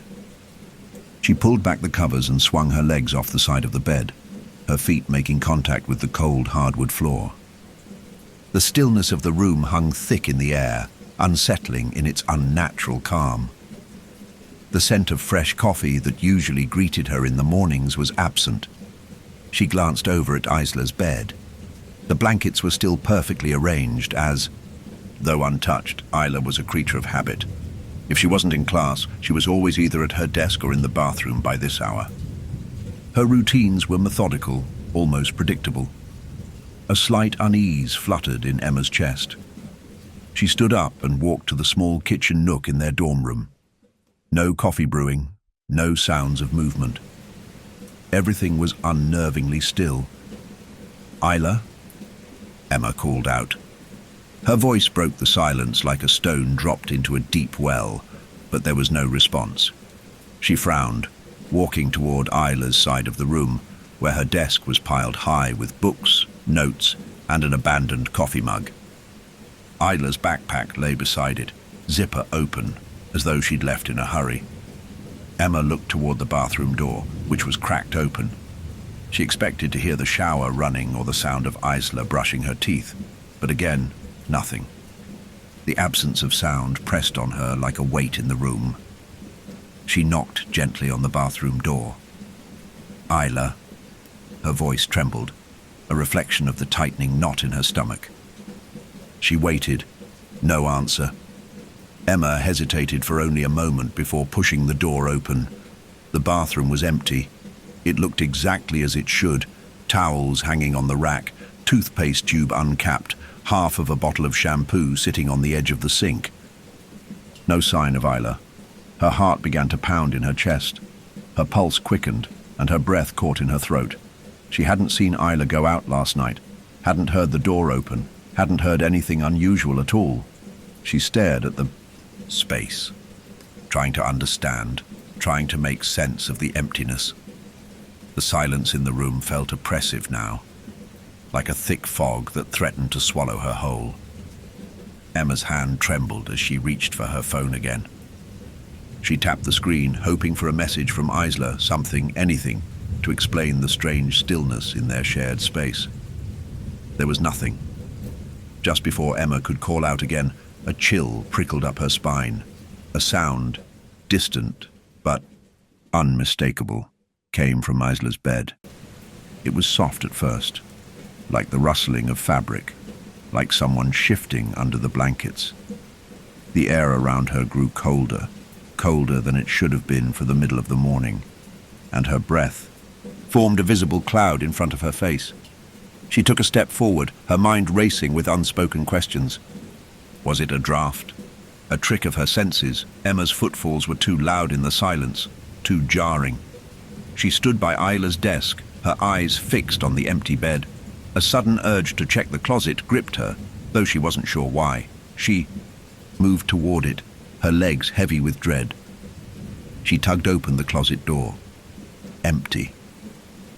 Only clothes hung in rows, silent and still, waiting to be worn. But something else caught her eye. A small piece of paper pinned beneath one of Isla's shirts.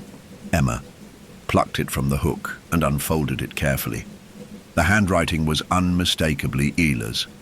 "I'm not gone."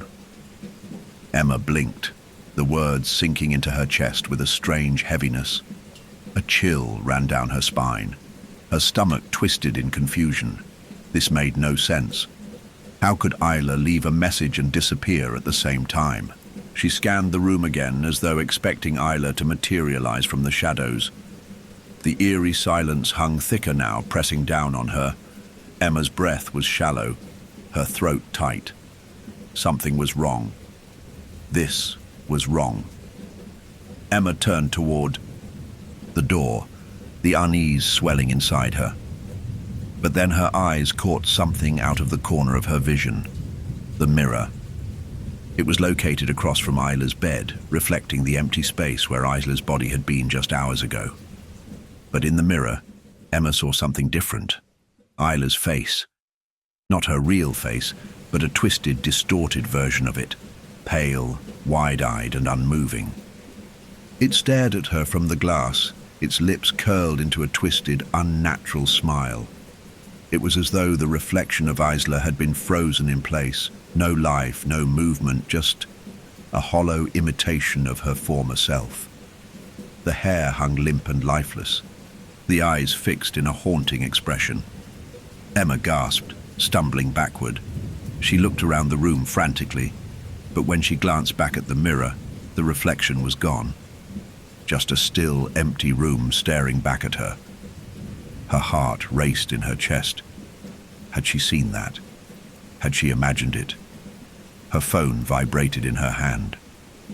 Emma glanced down, relief flooding her chest as she saw a message notification from Isla. Her thumb shook as she unlocked the phone. "I'm fine, don't worry. Just wait." Emma's skin prickled, the hairs on the back of her neck standing at attention. Her fingers hovered over the screen, hesitating. Isla had sent this only moments ago, but it didn't feel like it was from Isla. It didn't sound like Isla. The words were too cold, too disconnected. Suddenly the lights flickered. Once, twice. Then all the light in the room blinked out, plunging her into darkness. Emma froze, holding her breath. For a long, long moment there was nothing. No sound, no movement. Just an oppressive quiet that seemed to grow heavier with each passing second. Then, faintly, from somewhere deep within the room, she heard a sound. A whisper. A voice, low and distant, almost like it was coming from behind the walls. It didn't sound like Isla's voice, though it was close. It was a whisper of words she couldn't quite make out. Something about not leaving, about waiting, about... Then it stopped. The air felt thick.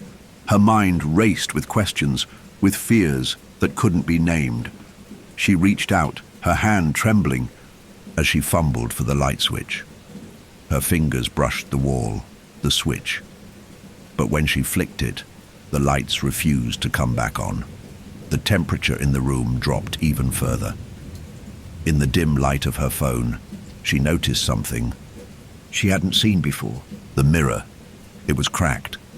A long, jagged line ran down the center of it, as though something had slashed across it in a single motion.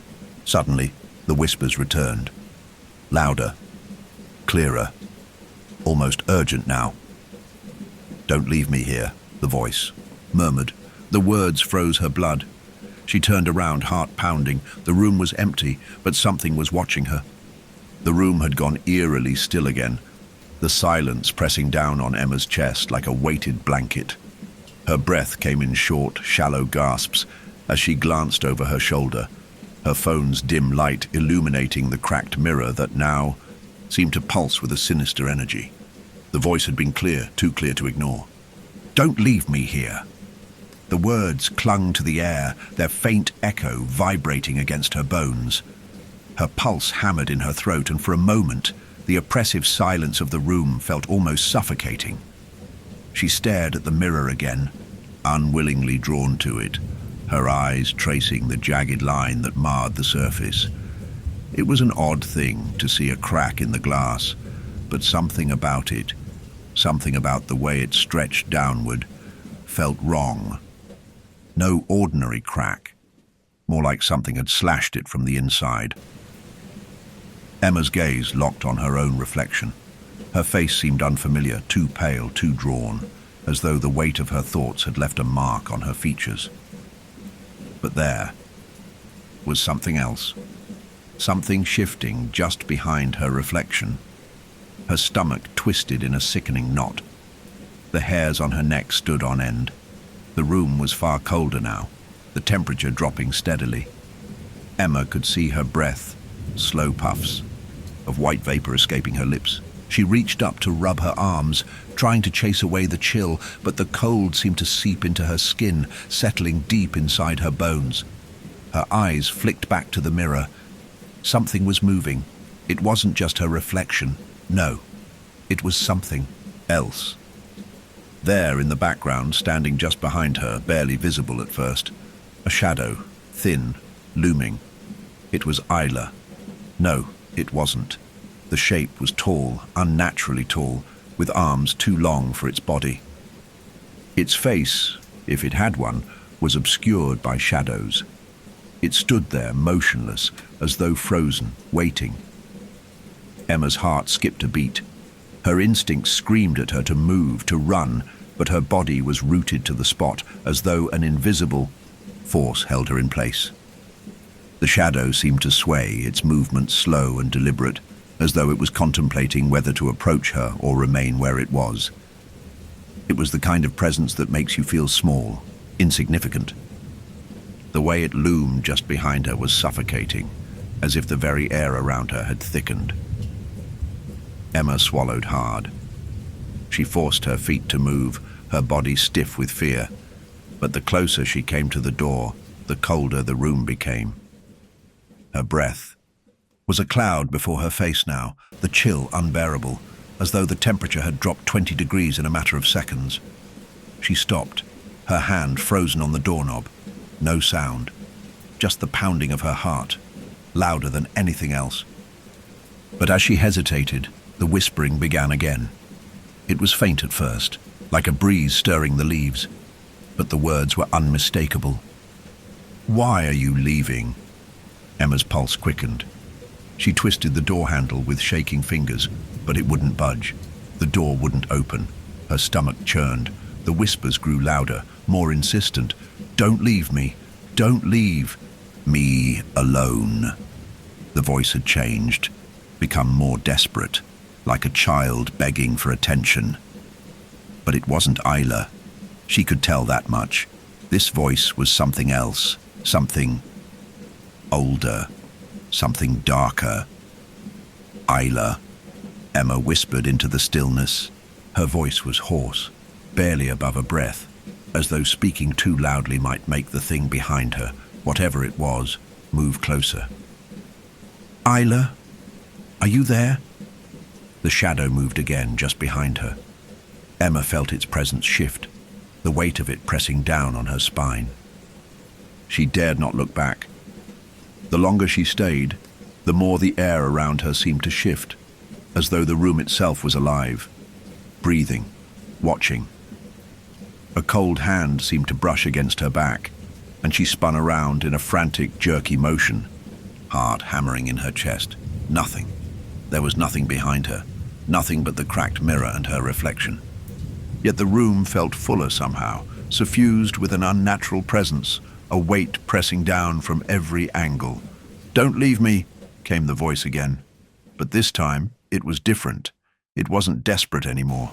It was sinister. Emma felt the chill crawl up her neck, a crawling dread that seeped into her skin and made her blood run cold. The voice was closer now. Her reflection moved. It wasn't her face staring back at her anymore. No, it was Isla's face, only it was wrong. Too pale, the eyes wide and hollow, a sickeningly blank expression covering her features.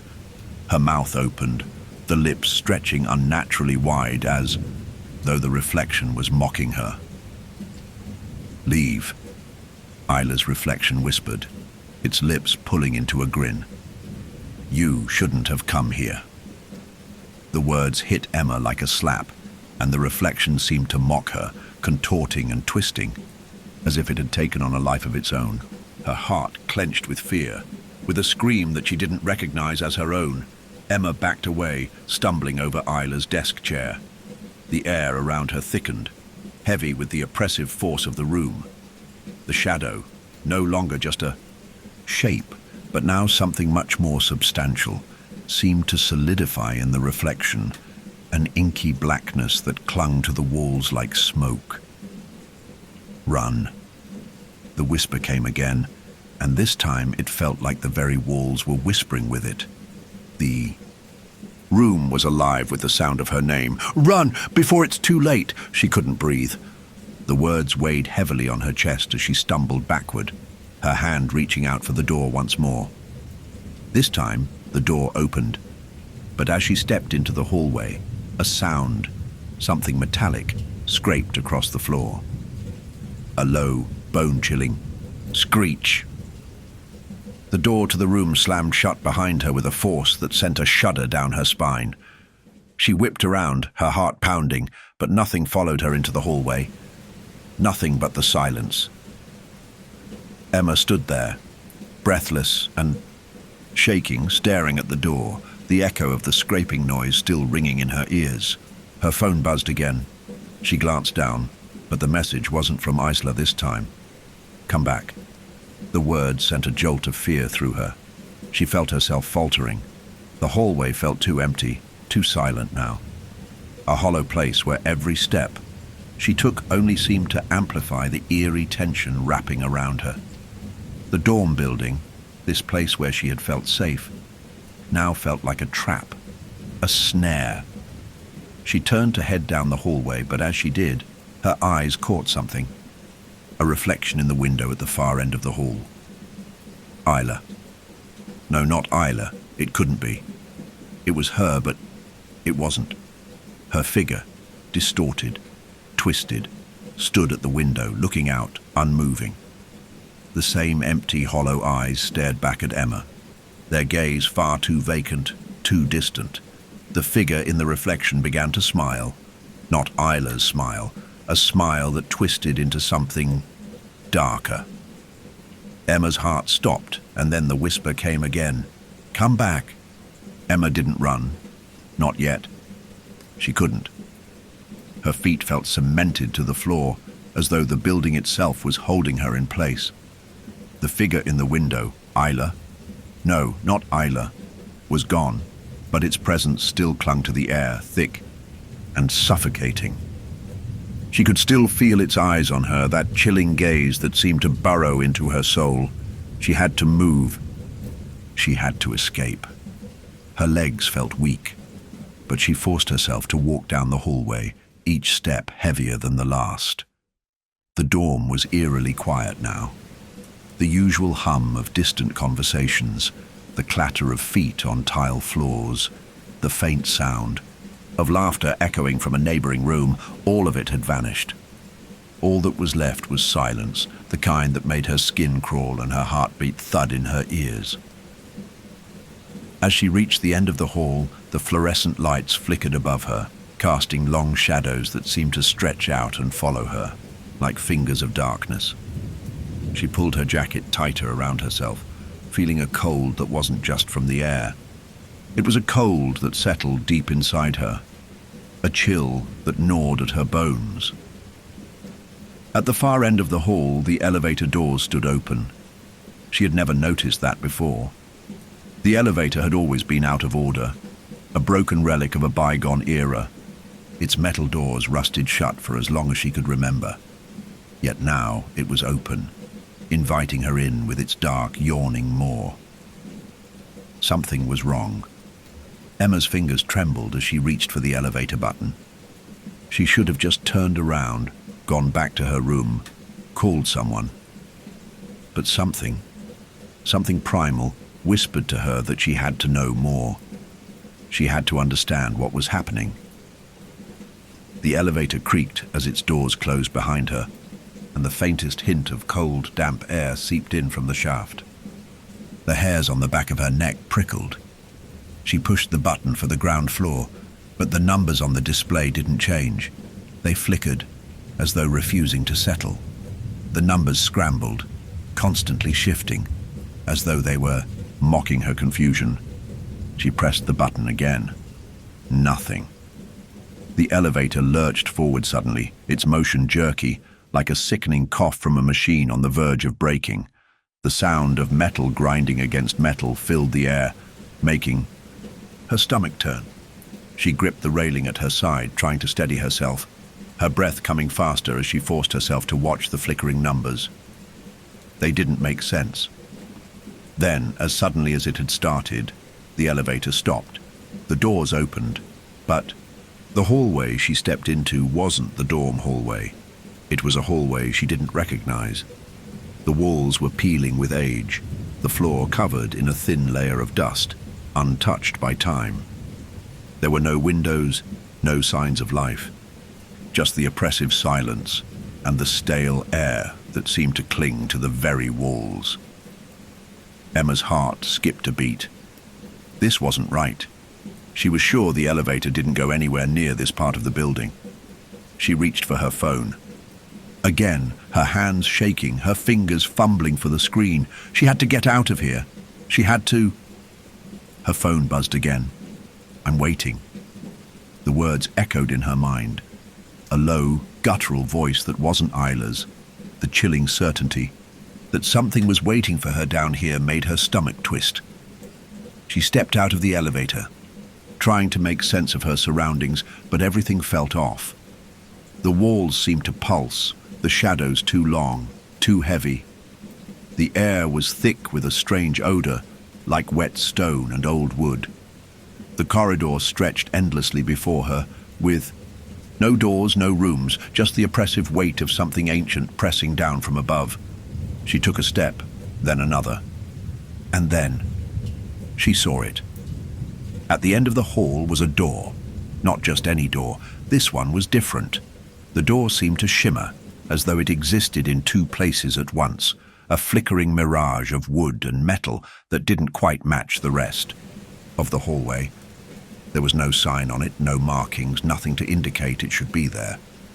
It was simply there. And something told her deep inside that she had no choice but to approach it. She walked toward the door, her pulse pounding in her ears. Every step felt like a struggle, as though the very air around her was resisting her movement. The door seemed to draw closer, but the space between them didn't shrink. It felt like time had stretched, as though it were playing tricks on her. When she finally reached it, she hesitated, her fingers hovering over the doorknob. The door didn't feel like a door, not in the traditional sense. It felt like a boundary, something that shouldn't be crossed. But the whispering came again. "Come in." The voice was unmistakable, the same voice. It wasn't Isla, it wasn't anyone she knew. It was something else, something wrong. The door creaked as Emma turned the knob, and she stepped inside. The room was small, cramped, and dimly lit by a single flickering bulb hanging from the ceiling. The walls were bare except for faint, faded markings, symbols she didn't recognize. They looked like scratches, but the texture was wrong, as if something had dragged its nails across the stone, something with too many fingers. And then, at the center of the room, she saw it, Isla's backpack. It was open, its contents spilling out onto the floor in a disorganized heap. Emma's breath hitched in her throat. The sight of Isla's things she knew so well, was like a punch to her gut. The familiarity of it felt so wrong, as though it shouldn't be here. She walked toward it, her steps hesitant, her body stiff with the weight of dread that seemed to settle over her like a fog. She knelt down, her fingers brushing against the items that had spilled out. A notebook, a few pens, a half-empty water bottle. But when her fingers brushed something cold, something metallic, she froze. A phone. Isla's phone. Emma grabbed it, her heart racing, and unlocked the screen. The same messages, the same notifications. "Come back. I'm waiting. Don't leave me here." The words burned into her mind. And then, as if in response to her touch, the phone screen flickered and went black.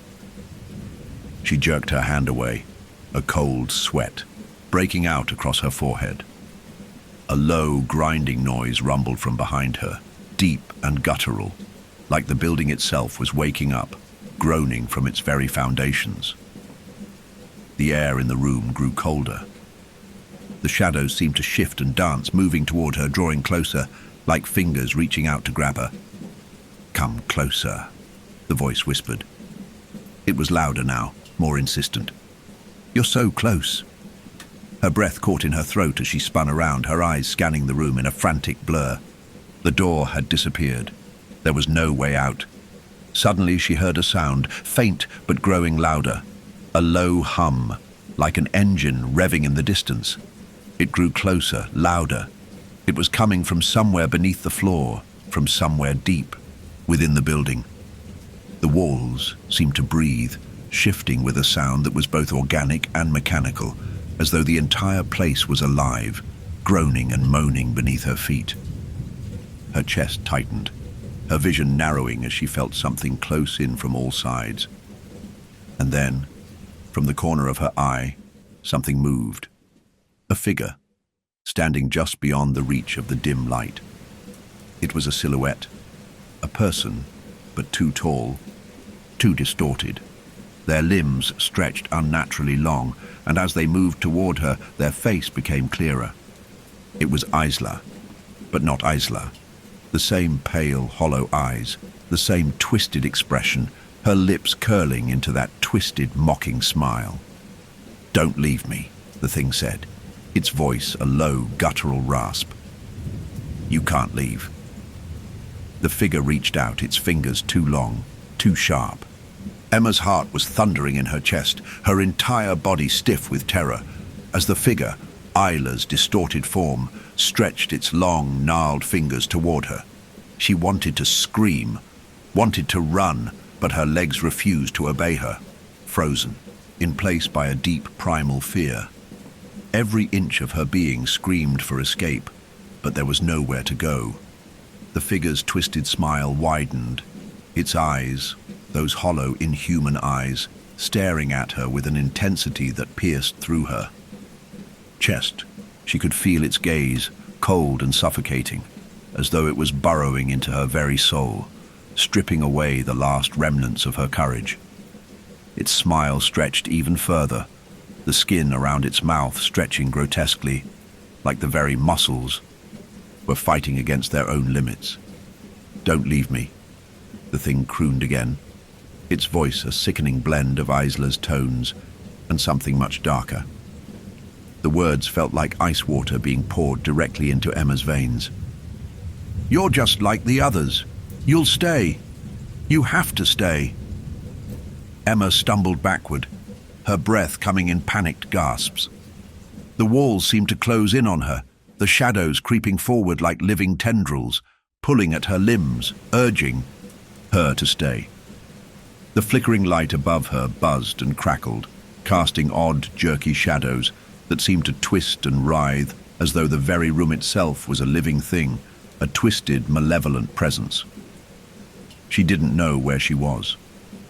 The room had no boundaries, no defining features except the unbearable weight of the air, thick and suffocating. It felt as though she were standing at the edge of an endless abyss, her feet perched on the precipice of some deep, yawning chasm. The figure, the thing that had once been Isla, took another step forward. Its movement was jerky, unnatural, like a marionette whose strings had been pulled too tight.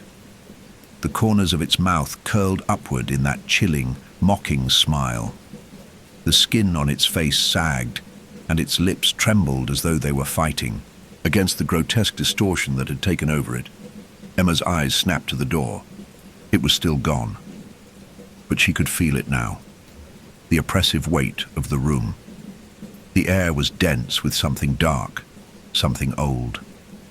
The very essence of the place seemed to be pulsating, a low, rhythmic hum that vibrated in her bones. She could hear something beneath the floorboards now, a deep, throbbing pulse that seemed to mimic her own heartbeat. The thing, the Isla thing, was getting closer. Its fingers were now only inches from her face, and Emma instinctively recoiled, but her back hit the cold stone wall behind her. She was trapped. There was nowhere to go. The figure leaned forward, its breath hot and foul against her skin. "You're afraid," it whispered, the words dragging across her mind like the scraping of nails on glass. "You should be. You're already in it now. There's no escape from this." She shuddered, her hands trembling as she pressed them to her ears, trying to block out the horrific whispers that were clawing at her mind. They were everywhere now, in the walls, in the air, in her head. The sound of them, low, insistent, gnawing at her sanity, grew louder with each passing second. The echoes of the whispers multiplied, overlapping, until they were a cacophony, a storm of voices that raged inside her skull. "Stay with me, Emma." The thing's voice softened, and for a fleeting moment, it almost sounded like Isla. "I'm waiting for you. It's too late to leave." The room swirled around her, the air becoming thick and oppressive. The shadows seemed to pulse, with a life of their own, stretching and warping until they seemed to twist into impossible shapes. The walls, once stone, began to dissolve into something darker, deeper, blackness. The blackness seemed to reach out to her, tendrils of nothingness curling around her arms, her chest, squeezing the air from her lungs. She couldn't breathe. She couldn't think.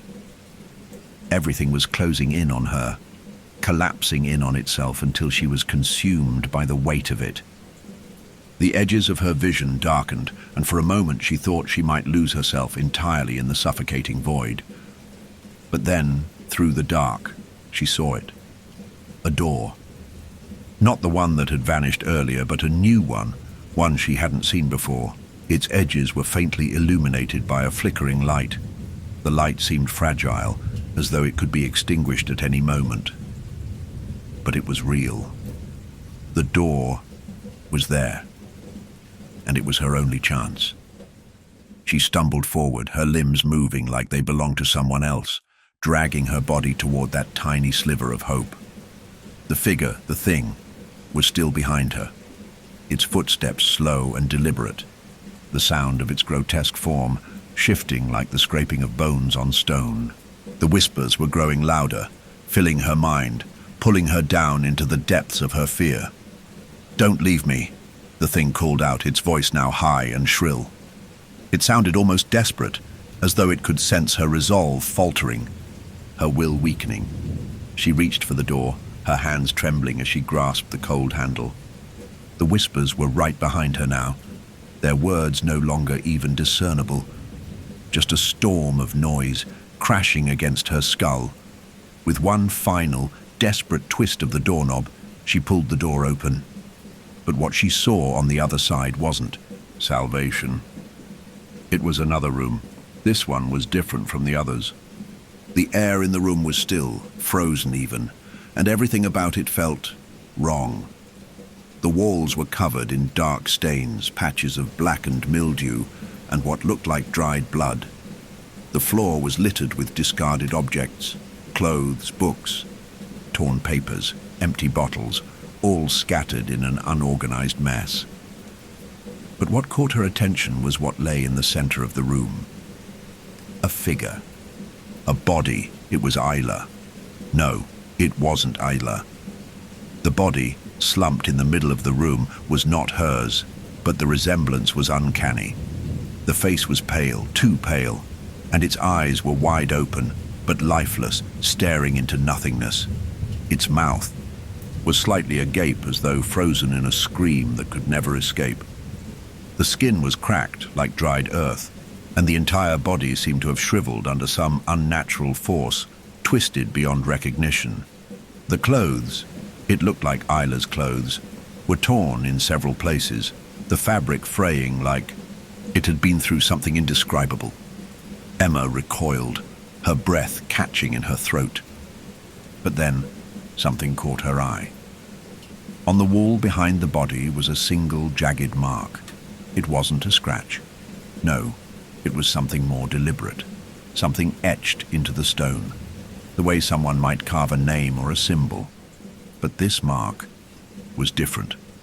It was an intricate pattern, a series of interwoven lines and shapes that didn't make sense, like the remains of something ancient, something old and powerful.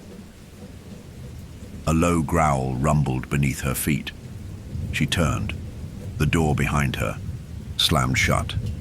A second later, a new whisper filled the air. "Welcome home."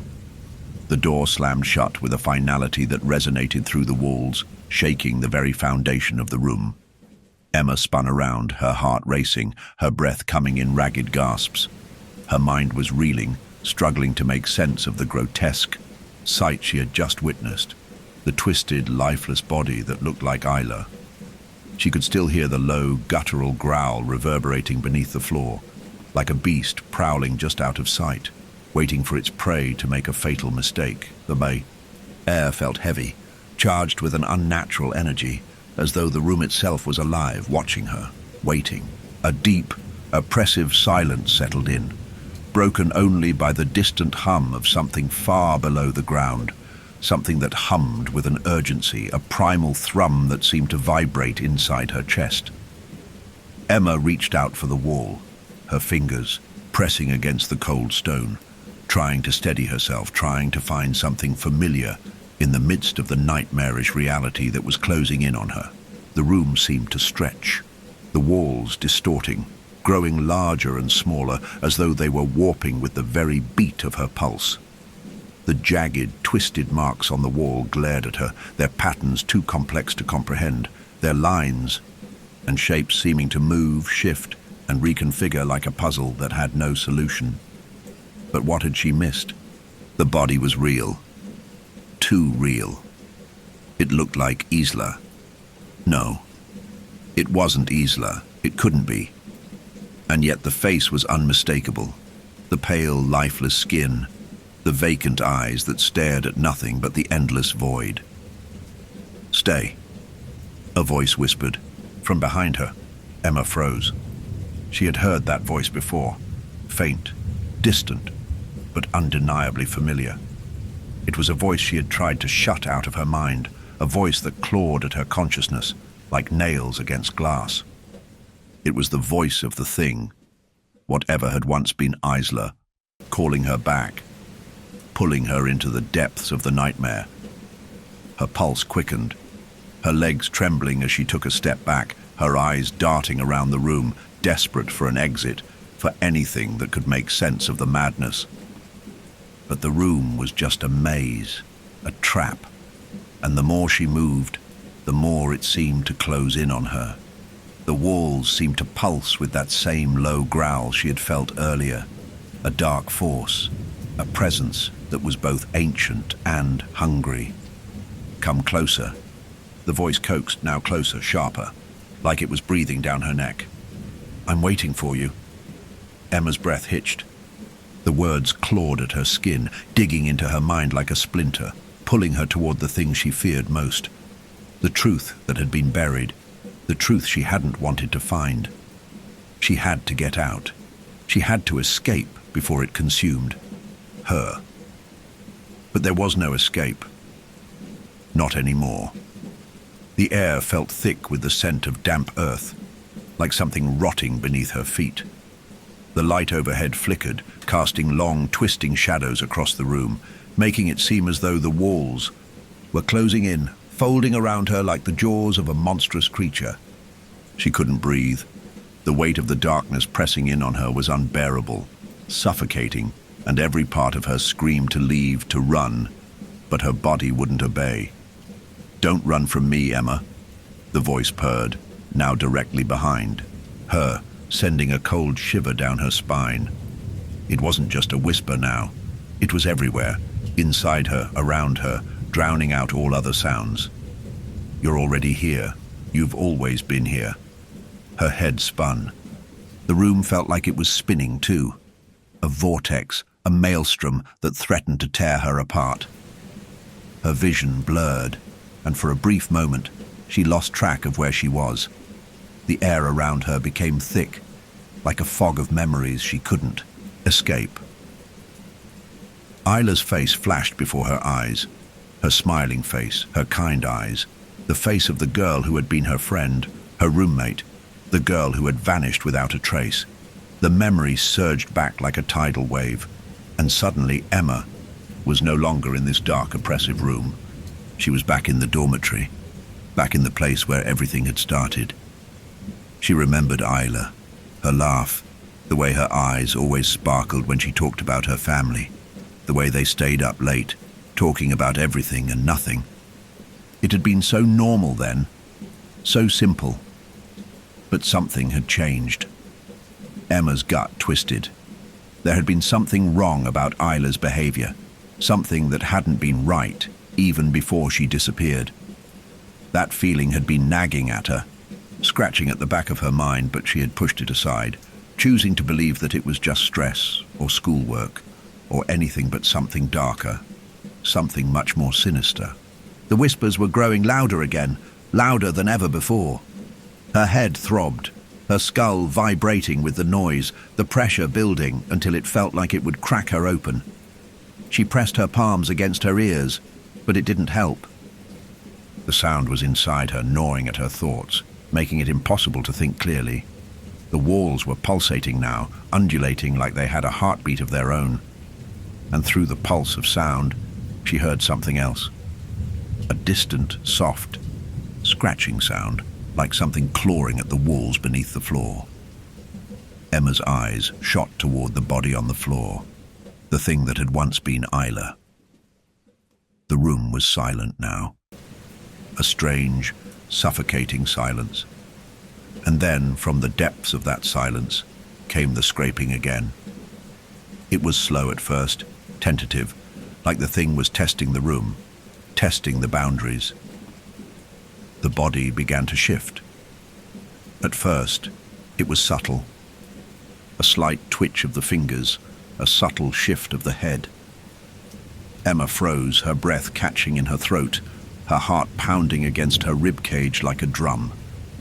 The thing, this imitation of Isla, was alive. It wasn't dead. It had never been dead. It had been waiting, and then it moved. The figure jerked upright with a grotesque jerky motion, its neck cracking and snapping like dry wood. Its head swung unnaturally to one side, the skin pulling tight over its skull. Its eyes, wide and glassy, locked onto Emma, with that same hollow stare it had worn before. The smile, no, it wasn't a smile anymore, twisted into something far worse, a hideous distortion of the human form. "Don't leave me, Emma," it whispered. The voice was no longer even pretending to be Isla. It was something much worse, a guttural rasp, a sound that could never have come from a human throat. The thing lurched toward her, its movements jerky, spasmodic.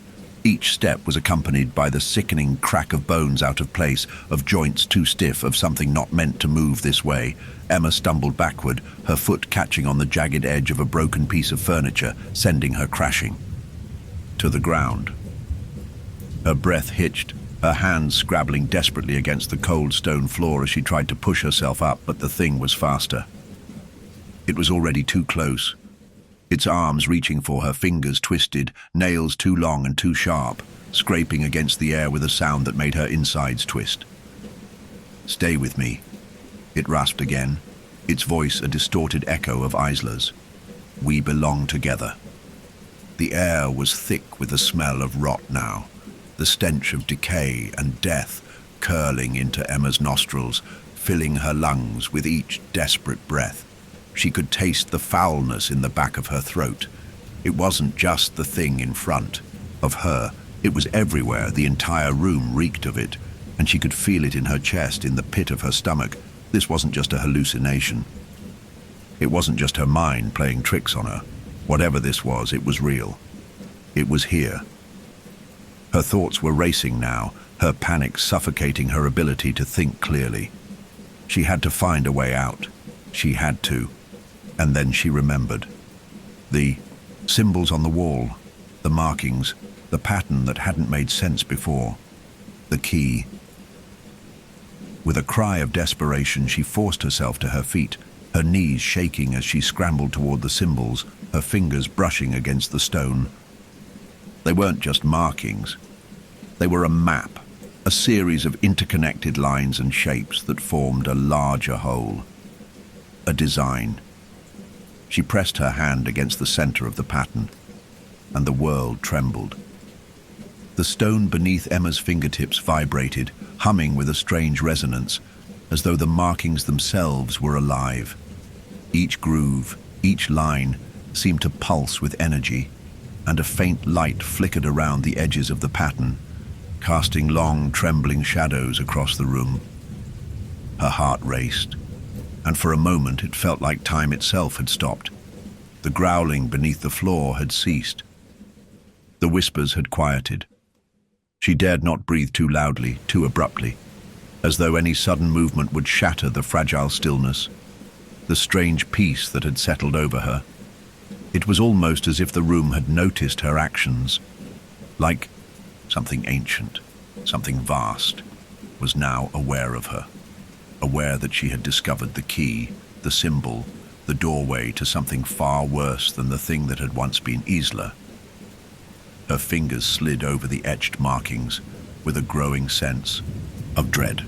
The symbols, too precise, too intricate to be random, seemed to change under her touch. They were not just decorations, not just lines drawn on the wall. They were an invitation, an invocation, a warning. As her fingers traced the lines, she felt a tremor deep within the floorboards. It started low, like a rumble from the depths of the earth, and it grew louder, more insistent. The walls began to shift again, warping like the surface of a pool disturbed by an unseen hand. In the center of the room, where the figure of Isla, or whatever that thing was, had once crouched, the air began to ripple. It was subtle at first, like the distortion of heat rising from a hot pavement, but it quickly grew more pronounced. The room, already warped and unstable, now seemed to twist, as if it were coming undone at its seams, and Emma could feel her sense of self beginning to unravel as well. The mirror. Her eyes darted across the room, toward the cracked mirror hanging on the wall, its surface shrouded in shadow, as though it were pulling her in. The room's tremors grew stronger, and her body trembled with the feeling of impending collapse. of reality itself breaking apart. The mirror. She could feel its presence like a weight on her chest, a subtle, insistent pressure that made her breath shallow and her thoughts scattered. The whispers began again, louder now, their voices blending with the rumble beneath the floor, each one a different tone, a different voice, but all the same message. Look into the mirror. Emma could not resist. Her feet, though unsteady, carried her toward the mirror, each step like walking through molasses. Her body felt heavy, as if gravity itself were conspiring against her. But her mind was fixated on the mirror. It was calling her. She had to see. She had to understand. As she approached, the reflection in the glass shifted, rippling like water disturbed by a stone. The surface was no longer clear, but cloudy, as though the glass were covered in fog, its edges melting away into the shadows. Figure began to take shape in the reflection. It was Isla, or at least it looked like Isla. But the version of her that appeared in the mirror was not the friend Emma had once known. This version was gaunt, her skin drawn tight over her bones, her eyes sunken, hollow. Her lips were pulled back in a grimace that could have been mistaken for a smile, but it was anything but comforting. It was a smile that promised nothing but torment, a twisted mockery of the kindness Emma had once seen in her. The figure in the mirror lifted a hand, its fingers long and skeletal, reaching out toward Emma.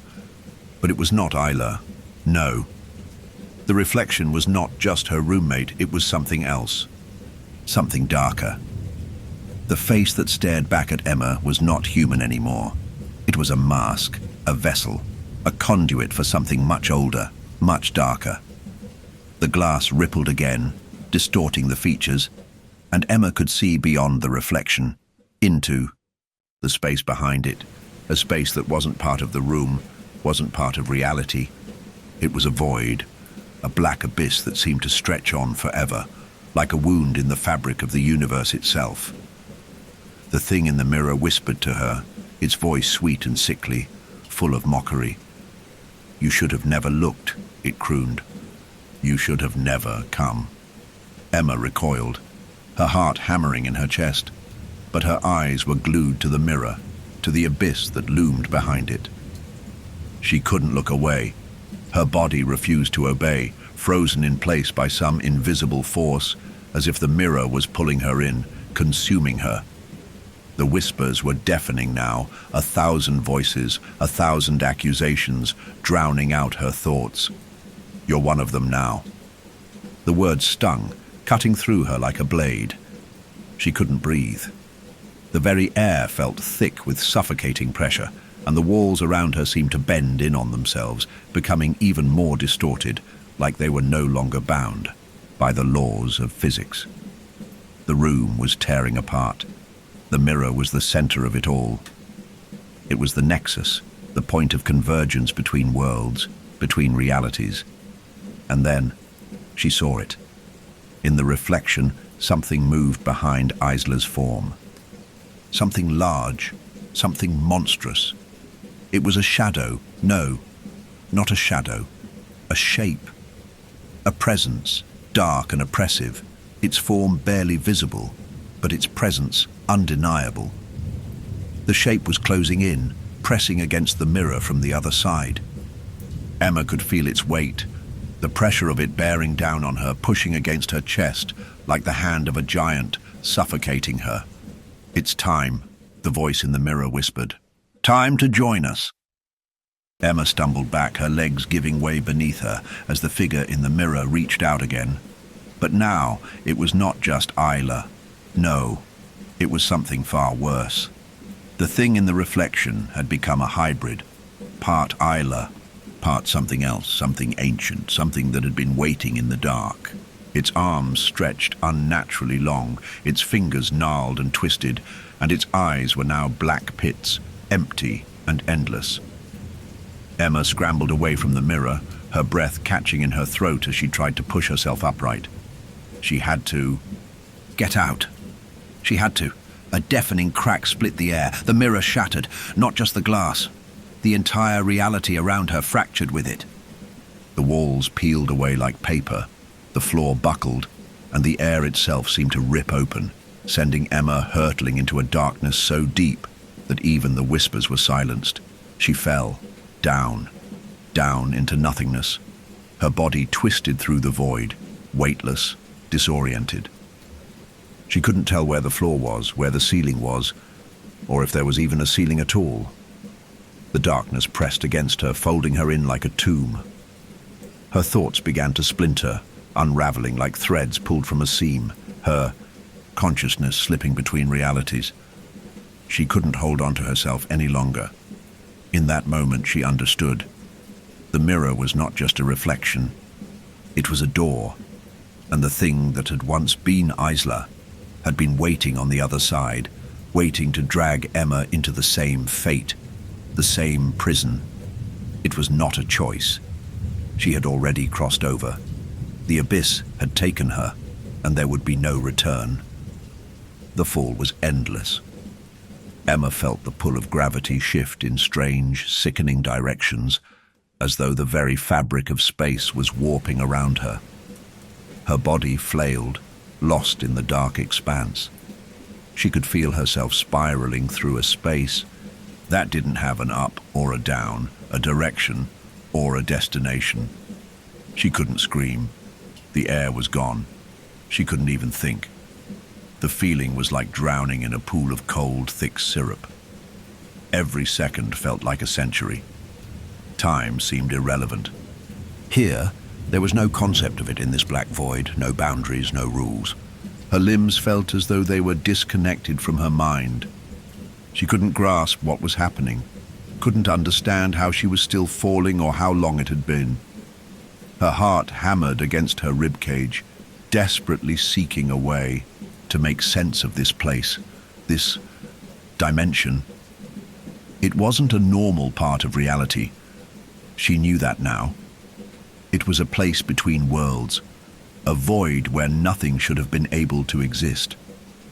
Yet here she was, alive, breathing, conscious in a world that had no right to accommodate her. Her mind screamed to escape, but there was nothing to grab onto. No light, no sense of time, just the suffocating darkness closing in on all sides. Then, just as Emma thought she might lose herself completely to the madness, the sensation of falling stopped. She hit the ground with a sickening thud, the impact knocking the air from her lungs and leaving her sprawled on her back. For a moment, everything was still. Emma lay there, gasping, her chest heaving as she tried to steady her breath, trying to regain her bearings. She blinked up into the pitch-black abyss, but the void had transformed. The air around her was thick with oppressive weight, a stifling presence that made it hard to breathe. There were no walls, no ceiling, no floor, just a vast, infinite nothing. But there was something else too, movement. In the distance, far off, she could see ripples in the air, twisting patterns of light and shadow, like whispers forming into shapes. Her heartbeat quickened. She slowly pushed herself up onto her hands and knees, trembling as she took in the scene. As her vision adjusted, she began to see what was really here, figures just beyond the veil of darkness. They were human figures, but warped. They were distorted, like reflections on a broken mirror, contorting and shifting, flickering like candle flames in a draught. And then, one of them turned toward her. Emma froze. The figure was impossibly tall, too tall, its head bent unnaturally backward so that its chin rested against its chest. Its face, or what was left of it, was a grotesque mask of pale, stretched skin. Its eyes were black holes, voids where no light could escape, and its mouth hung open in an eternal scream, its lips stretched far too wide, a jagged line of emptiness. A low, guttural sound escaped its throat, a sound that could have been words, but they were too garbled, too distorted to understand. The figure took a step forward. Emma stumbled back, panic surging through her veins. She scrambled to her feet, her legs weak, her mind a chaotic whirlwind. She had to get away. She had to. Another figure stepped into her field of vision. This one was smaller, its proportions more human, but its skin was mottled and bruised, hanging loosely from its bones. Its eyes were wide open, unblinking, and its gaze was fixed firmly on Emma. There was no recognition in those eyes, only hunger. Deep, gnawing hunger. A third figure emerged from the darkness, and then a fourth. They were everywhere now, surrounding her, closing in. The air hummed with their presence, the distant whispers growing louder and louder, until they became one insistent, maddening chorus of voices all speaking at once. "Stay with us," they said. "You belong here." Emma's mind raced. She couldn't understand what was happening. These creatures, they couldn't be human. They couldn't be. But they were, and they weren't. They were like Isla. They were like the twisted version of Isla, distorted, trapped in the same space. They were souls, trapped souls, lost between realms, and if she didn't escape, if she didn't find a way out, she would be just like them. She would be lost forever. The creatures started to move closer, their movements jerky, broken like marionettes with their strings cut. Their limbs bent in unnatural angles, their eyes boring into her with a mixture of longing and malice.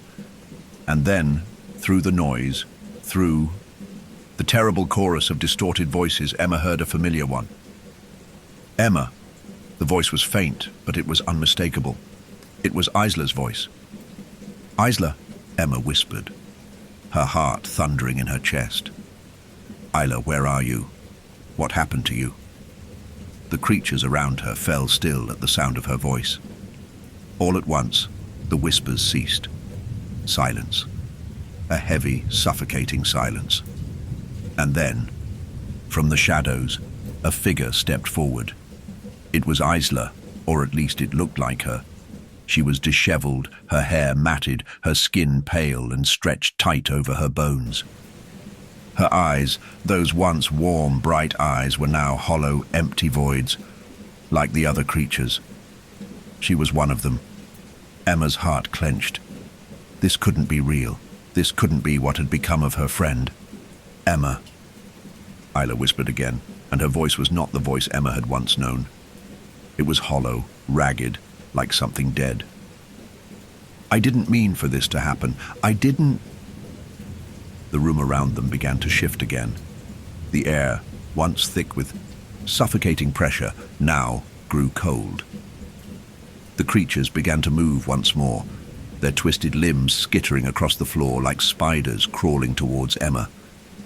"They are waiting for you," Isla's voice continued, growing distant, strained. "You were always meant to be here." The words echoed in Emma's mind. Always meant to be here. What was Isla saying? What had she meant by that? Emma's thoughts spun, but the horror of her situation drowned out all logic. A low rumble sounded beneath the ground, and Emma's vision blurred.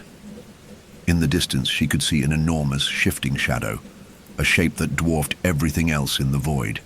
It was enormous, monstrous, like a wall of shadow that blocked out all light. It moved with slow, deliberate steps, and every step it took caused the air to tremble with its weight. The creature, no, the thing, was coming. Isla stepped toward Emma, her face contorted with agony, her body twitching violently as if caught between worlds. "You can't escape," she croaked. "None of us can." Emma stepped back, heart pounding, panic clawing at her chest. She turned, searching frantically for any sign of an escape, any way out of this nightmare.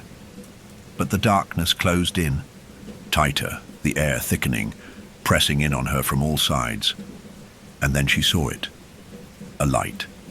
A dim glow appeared, faint but unmistakable, far off in the distance. It was warm, inviting, a small beacon in the vast, oppressive dark. Isla's eyes locked onto the light, her face contorted with desperate hunger. "No," she said, her voice turning, pleading. "Don't go. Don't leave us here."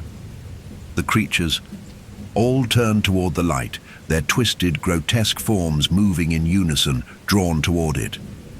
Emma didn't have time to think, didn't have time to reason. Her body moved on instinct, propelled by the one thought in her mind: escape. She ran toward the light. The darkness closed in, but Emma kept running, her feet pounding against the unseen floor, her heart pounding in her chest, louder and louder, until it seemed to drown out everything else. The light was growing brighter. It was almost there.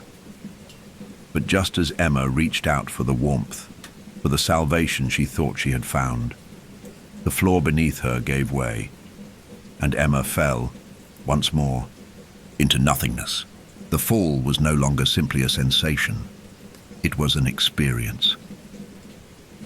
Emma's body was weightless again, floating through a dark, crushing void. Her limbs hung limply, her consciousness swaying between the realms of sanity and madness. Her thoughts were fragmented, slipping like sand through her fingers.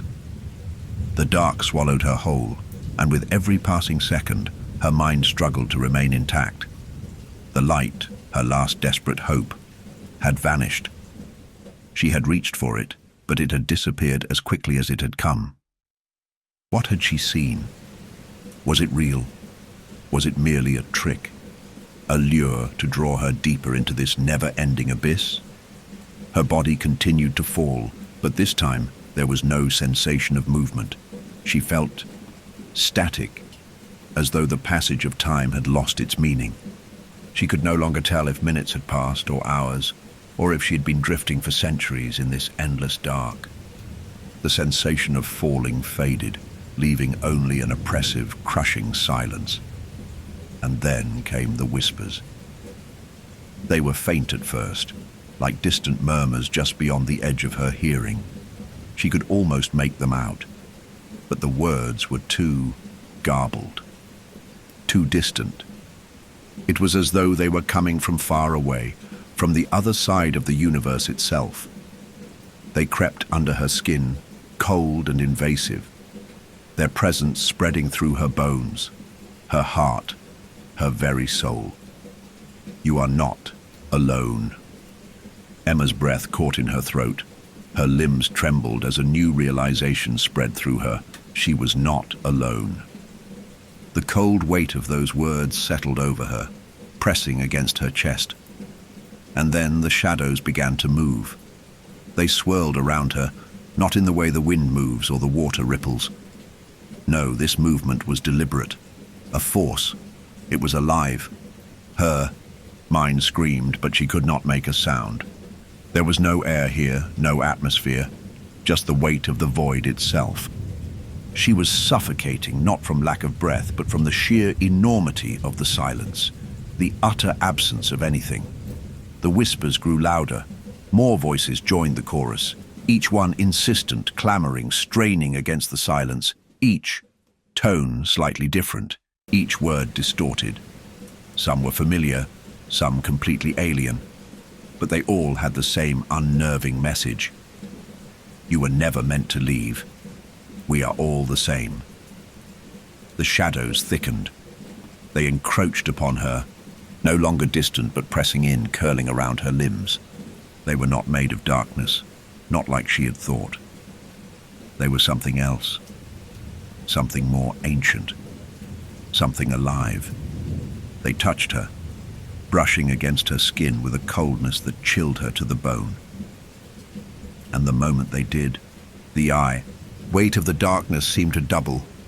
The abyss seemed to take on a life of its own, folding in on itself, warping around her. Every inch of her body screamed to escape, to break free, but there was nowhere to run. You should never have looked. The words echoed, shaking her bones, sending a shockwave of terror through her. Isla. Her voice was a dry whisper, barely audible even to her own ears. She called for Isla, for any shred of humanity in this place. But there was no answer. Only more whispers, more of those twisted voices, and then something else, a presence. It pressed against her, not physically, but mentally, wrapping around her thoughts. taking root in her mind. It was not something she could fight, not something she could escape. It was inside her now. She was no longer sure if she was still falling, or if she had already reached the bottom. There was no floor, no sense of up or down. She was suspended in this dark infinity, caught between realities, between worlds. And then, out of the blackness, a shape began to form. It was massive, far, larger than anything human. It appeared to be a silhouette at first, just a dark shape emerging from the murk of the abyss. But as it drew closer, it became more defined, and Emma's heart stopped in her chest. It was a figure of shadows, an entity of pure darkness, with features that seemed to shift with every passing moment. Its face was a constantly changing mask. Eyes that swirled, mouth that stretched impossibly wide, teeth jagged like broken glass. It moved with no sound, but every inch it moved seemed to tear the air itself apart, warping reality. This thing, it was what had been behind the mirror. The entity that had taken Isla, the one that had been waiting, watching. Emma wanted to scream, but no sound came. She could feel the weight of its gaze upon her, though there were no eyes to speak of, just the ever-shifting mass of darkness. And in that gaze, she felt the weight of 1,000 lifetimes of suffering, of torment. She felt like an insect beneath a boot, a mere plaything in a game of cosmic horror. "You will become one of us," it whispered. Its voice was not like any voice she had ever heard. It was not human. It was like an echo of something ancient, something that predated time itself. And it carried with it the promise of inevitability. Emma's knees buckled as the presence loomed closer.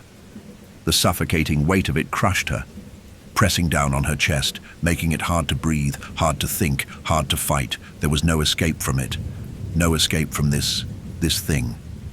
But then, something shifted. A faint glow, like the faintest trace of light, appeared at the edges of her vision. It was the same light she had seen earlier, the one that had vanished before she could reach it. The glow wasn't distant this time. It was right in front of her. "Isla." Emma's voice cracked, a jagged whisper, but she wasn't sure if it was Isla's name that she spoke, or if it was the entity's own call to her. The glowing light grew brighter, pulsing like a heartbeat. It became almost tangible, its shape solidifying into something recognizable. She could see it now, not as a distant, unreachable spot, but as a doorway, a small tear in the fabric of this void. Could it be? Could this be the way out, the exit? The salvation she had been seeking for what felt like eternity? The shadow before her, this thing, paused, as if sensing the change. It recoiled for a moment, but the moment of hesitation was enough. It was enough for Emma to gather what little strength she had left and make a decision. She could feel the pull of the light, like a lifeline in the vast, crushing dark. It was pulling her in, urging her forward. Without thinking, Emma lurched toward it.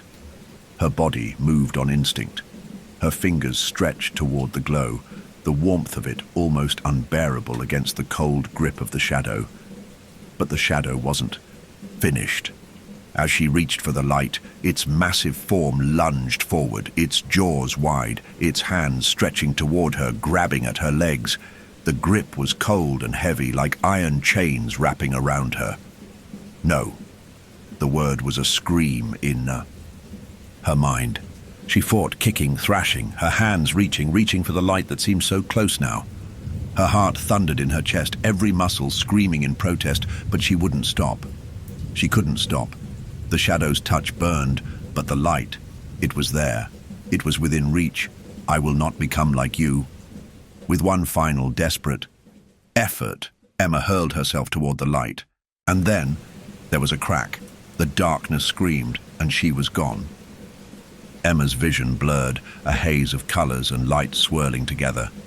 Her body felt heavy, but lighter at the same time, as if the weight of the void had been lifted, only to be replaced with a pressure far more subtle, but no less suffocating.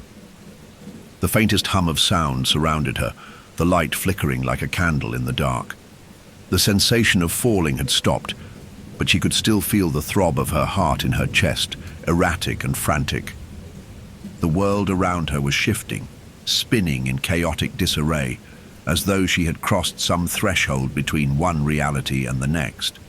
Her breath hitched, a sharp gasp echoing in her ears. She wasn't sure if she was alive anymore, if she had somehow crossed into the other side. The light before her dimmed, and Emma's body jerked as she stumbled forward, desperate to maintain her balance.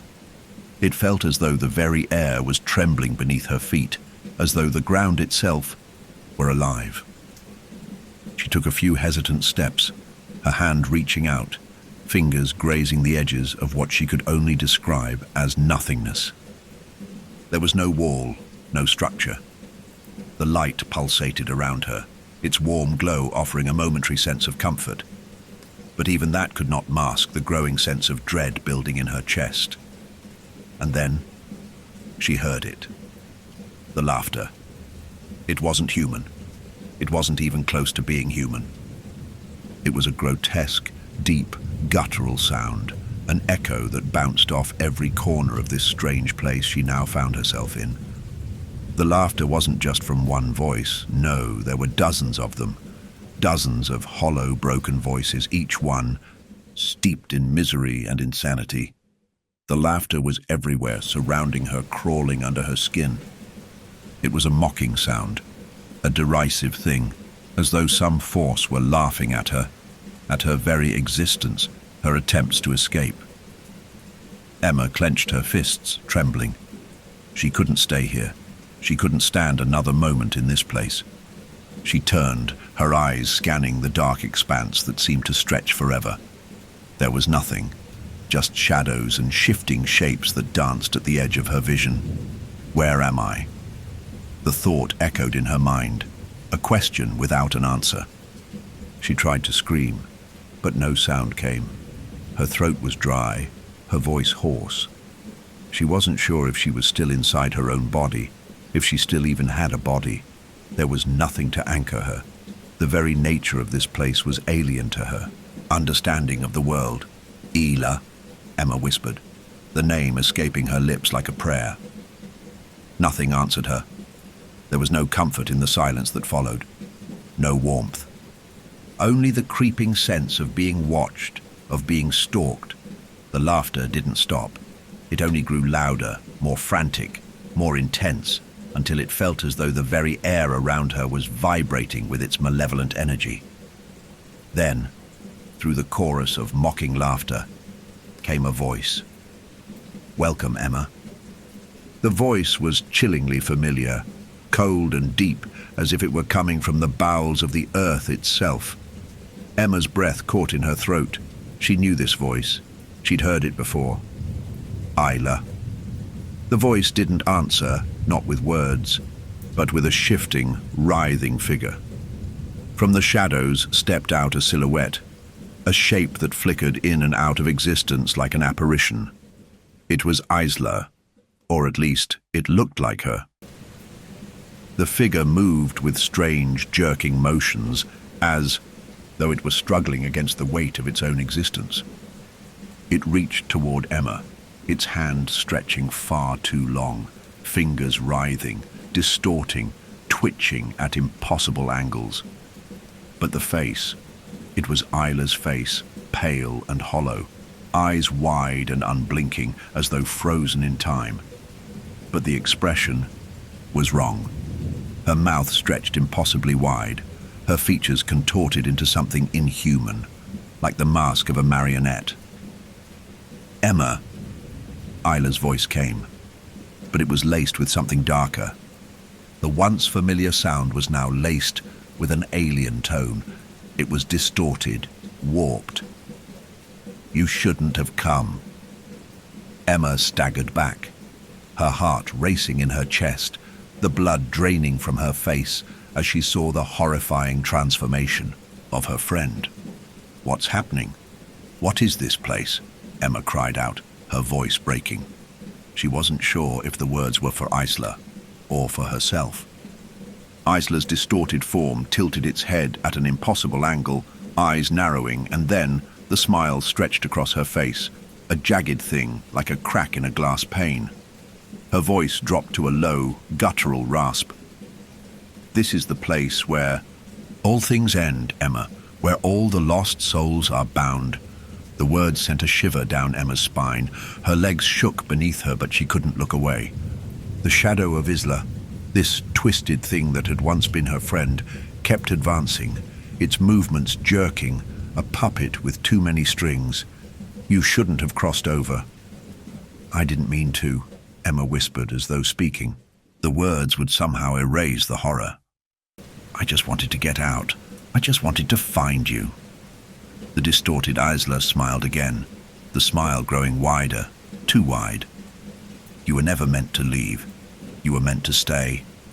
With us." A horrifying realization sank into Emma's chest, cold as ice. Her body froze, her mind unraveling. She understood now. This wasn't just a nightmare. This place wasn't an accident, it was a prison. And she, like Isla, had been chosen. The figure that had been Isla flickered again, shifting into something else, something worse. The edges of its form began to blur, the shape growing more monstrous, more undefined. The features, those hollow eyes, the gaping maw, the grotesque smile, all of it distorted, becoming something else entirely. And that's when Emma heard the whispers again. But this time the voices were inside her mind. "You are here because you were meant to be. You belong here, with us." The walls around her began to shimmer, a faint crackling noise filling the air. The world was bending, folding in on itself. The edges of reality were breaking apart, like a shattered mirror. And then she saw it. The truth. The entity was not just an abstract terror. It was ancient. It had always existed. It fed on the lost. It had been waiting for Emma, waiting for someone who could see beyond the veil, someone whose soul was open to the unknown. It had been drawing her in since the moment she entered that damnable dorm room. It wasn't just Isla it had taken. It had been hunting everyone. The lights flickered, and Emma felt her feet lift off the ground as the air around her twisted. She was caught in its gravitational pull, dragged toward the swirling chaos at the center of the abyss. The last thing she saw before everything shattered was the face of Isla. Isla, or what had once been Isla, looking back at her with hollow, soulless eyes. "Welcome home, Emma." And then darkness. When Emma opened her eyes, the darkness didn't lift. It pressed closer, as though it had become a part of her very being. The thick, oppressive air felt dense, almost solid, as though she were drowning in it. It pressed down on her chest, suffocating, and she gasped for breath, though her lungs never seemed to fill. There was no way to orient herself in this place. There were no walls, no edges, no sense of up or down. It felt as though she were adrift in some vast, infinite void. Time itself had become irrelevant, just a distant echo from another life. Her body ached. Every part of her seemed heavy, as though something was pulling her down, towards something terrible, something unknowable. The dread that seeped into her soul was like ice running through her veins, freezing her from the inside out. The weight of it pushed at her thoughts, numbing her mind. But she couldn't ignore it. Not this time. Not now. And then she felt it. A presence. It was too familiar. This suffocating, unyielding awareness of something watching, something waiting. Emma didn't have to turn to know that it was near. The air itself shifted around her, and she could feel the shape of the darkness, like a vast, looming figure, stretching taller than anything she could imagine. It towered over her, a silhouette of shifting shadows, eyes that burned through the void like embers of something ancient and dead. Entity had found her. "Isla," Emma whispered, her voice barely a breath. the sound lost in the suffocating silence. She couldn't see anything, but she knew the twisted reflection of her friend was still here.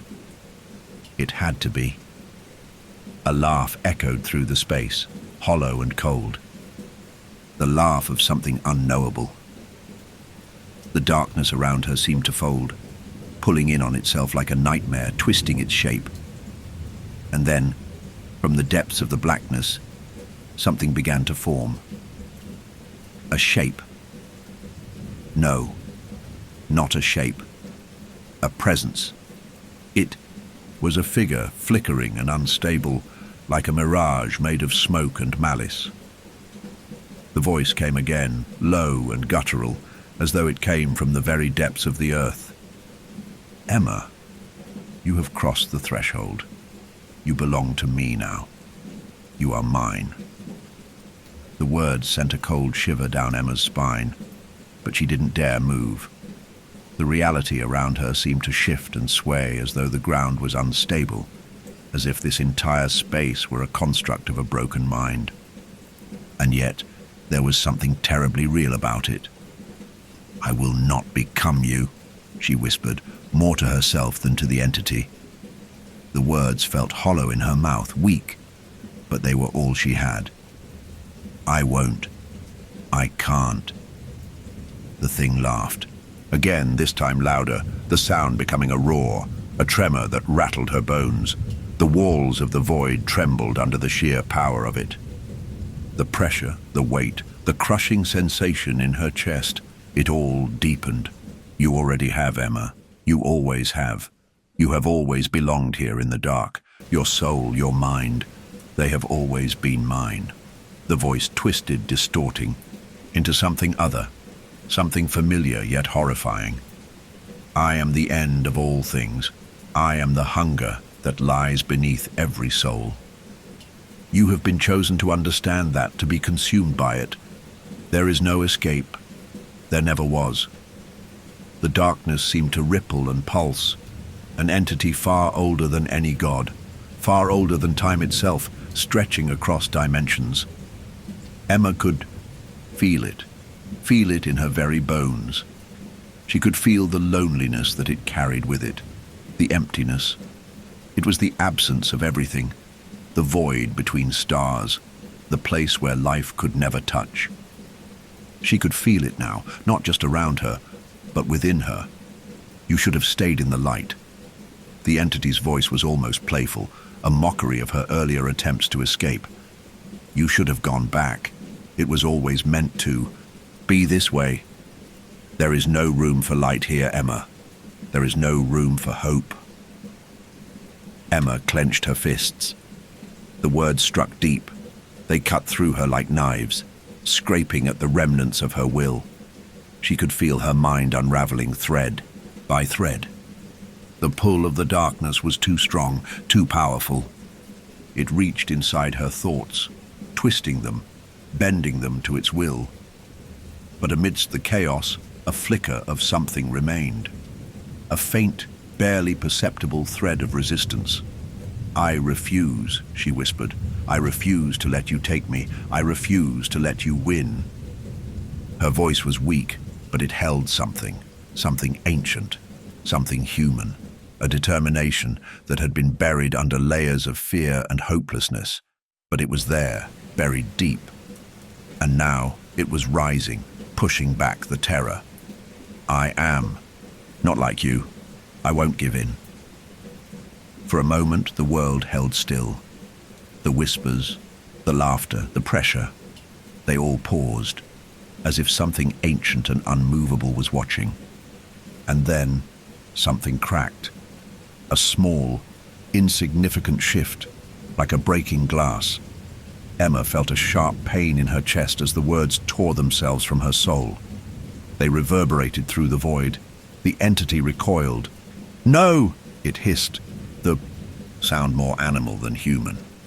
"You belong to me. You are one of us. There is no escaping the darkness." But Emma didn't listen. She didn't hear the words. She wasn't afraid anymore. The darkness wasn't her enemy. Her fear was. Her hands trembled, but she clenched them tighter. She could feel it now, the pull of the light. It was there, in the deepest corner of her mind, a faint echo from the moment before everything had shattered. The light, the warmth, the truth.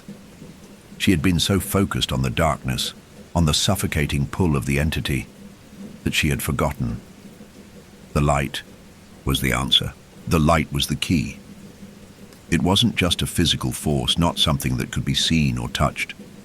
It was a force of will. It was the part of her that resisted, that refused to yield to the void. The light wasn't something she could escape to. It was something she could become. And in that moment, Emma realized that the entity had made a grave mistake. "You don't control me," she whispered, more forcefully now. "You never did." The air around her began to tremble as a deep, resonating hum filled the space. The pressure lifted, just slightly, as if the world were holding its breath. She could feel it. The power of the light, the force of her will, growing stronger with every word, every breath. "You cannot take me. You cannot have me." A terrible screech echoed through the void. The entity fought back, thrashing, but its movements were slowing. Its grip on her thoughts, her soul, was weakening. The darkness itself seemed to hesitate. There was a pause, a moment of complete stillness. And then Emma knew. She had won. The light expanded, swallowing the darkness whole. It poured out from her very core, flooding the void, pushing back against the ancient force. The entity shrieked as the light consumed it, as it was burned away, reduced to nothingness. And with the entity's defeat came the crushing silence, the heavy, suffocating silence of the void. But this time, it wasn't oppressive. It wasn't isolating. It was peaceful. Emma stood alone in the stillness, her body trembling, her heart pounding. The light around her had faded, but she was no longer afraid. The entity was gone, and now she could finally breathe. But as the silence stretched on, a question lingered in her mind. Had she really escaped? There were no answers, only the echo of her own breath, the pulse of her own heart. And then, somewhere, in the far distance, she heard a voice. Isla. The darkness was gone, but Emma was unsure if she would ever truly be free. Emma's heart raced as she stumbled through the hallway, her mind a blur of confusion and fear. The world outside, the one she had fought so desperately to return to, was still the same, yet it felt completely foreign to her. The familiar walls of the dormitory, the mundane sounds of students moving about, all of it felt out of place. She could hear their voices, muffled conversations about classes, weekend plans, but it was like she was walking through a dream. The edges of reality itself were no longer sharp. Everything seemed faded, as though the world had been washed in a fog. She stopped in front of the bathroom mirror, and for the first time, she saw herself. Her reflection was different, strange. Her eyes, once filled with panic and confusion, now held something darker, a vacant look, as though she had crossed a threshold that could never be undone. Isla. The name clung to her like a shadow. She hadn't seen her since that final confrontation. Her friend had been swallowed by the darkness, twisted into something unrecognizable. The thought of her, a hollow imitation, sent a cold chill down her spine. Was she truly gone? Or was Isla somewhere in the depths of the darkness waiting? Emma's mind was spinning. She knew she had escaped. She had defeated the entity, or so she believed. But there was something gnawing at the back of her mind. Something was still not right. Her gaze shifted to the mirror, and she froze. A message. At first, it was just a faint outline, barely visible, but then it became clearer. A word, written in a script she didn't recognize, etched into the fogged glass. Home. The word seemed to pulse, as though it were alive, breathing, watching. Emma's breath caught in her throat. She backed away, her heart racing. She didn't want to look back, but something inside her pushed her to. When she turned, the message was gone. The mirror was spotless once again, its surface reflecting only her disheveled face. A strange sense of vertigo washed over her. It was like the ground beneath her feet was shifting, warping. She stumbled backward, and for the briefest of moments, her reflection blurred. In that moment, she swore she saw someone behind her, someone who wasn't supposed to be there. The figure was pale, almost translucent, standing just out of reach. No, it can't be. But before she could react, the figure vanished, and Emma was left standing in the mirror, breathless and alone. Her reflection, no longer the one she recognized, seemed to shift. The familiar contours of her face twisted, her features stretching unnaturally. The skin around her eyes darkened, bruising beneath her gaze. The reflection blinked, but Emma did not. It was Isla. The mirror cracked, a thin web of fractures spreading across the glass, and Emma recoiled. She turned and ran, her pulse pounding in her ears. She couldn't let it consume her. She couldn't let the darkness come back. But even as she fled, she could feel it creeping up on her, growing closer with each breath. "Isla, please, no," Emma whispered, as though speaking to a memory that was no longer real.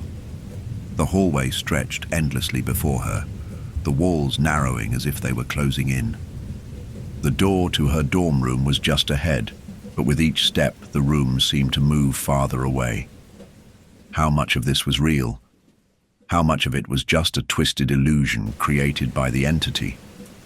The question gnawed at her, and her feet stumbled, sending her crashing to the floor. She clutched at her head, feeling the cold sweat slick her skin. The world tilted sideways. Her breath quickened. The corridor spun. "It's not over," a voice whispered, but it wasn't her own. The voice was Isla's, but it was wrong, distorted, fraying at the edges. The air around Emma thickened, and she felt herself being pulled toward the darkness again, toward the same space where the entity had first claimed her. The same void, the same inescapable pull. "I never left," the voice hissed. "I was always here." Emma stood up, trembling, and looked toward the hallway. The walls, no longer familiar, began to melt. The once solid structure of the dormitory warped and dissolved, turning to shadows. The shadows twisted and writhed, forming shapes, faces, things she couldn't even begin to understand. They were all around her, pulling her, calling her. They had been with her this entire time, waiting, watching, and now they were coming for her once more. "You will never escape." The words came from all directions, echoing in her mind, a suffocating chorus of voices.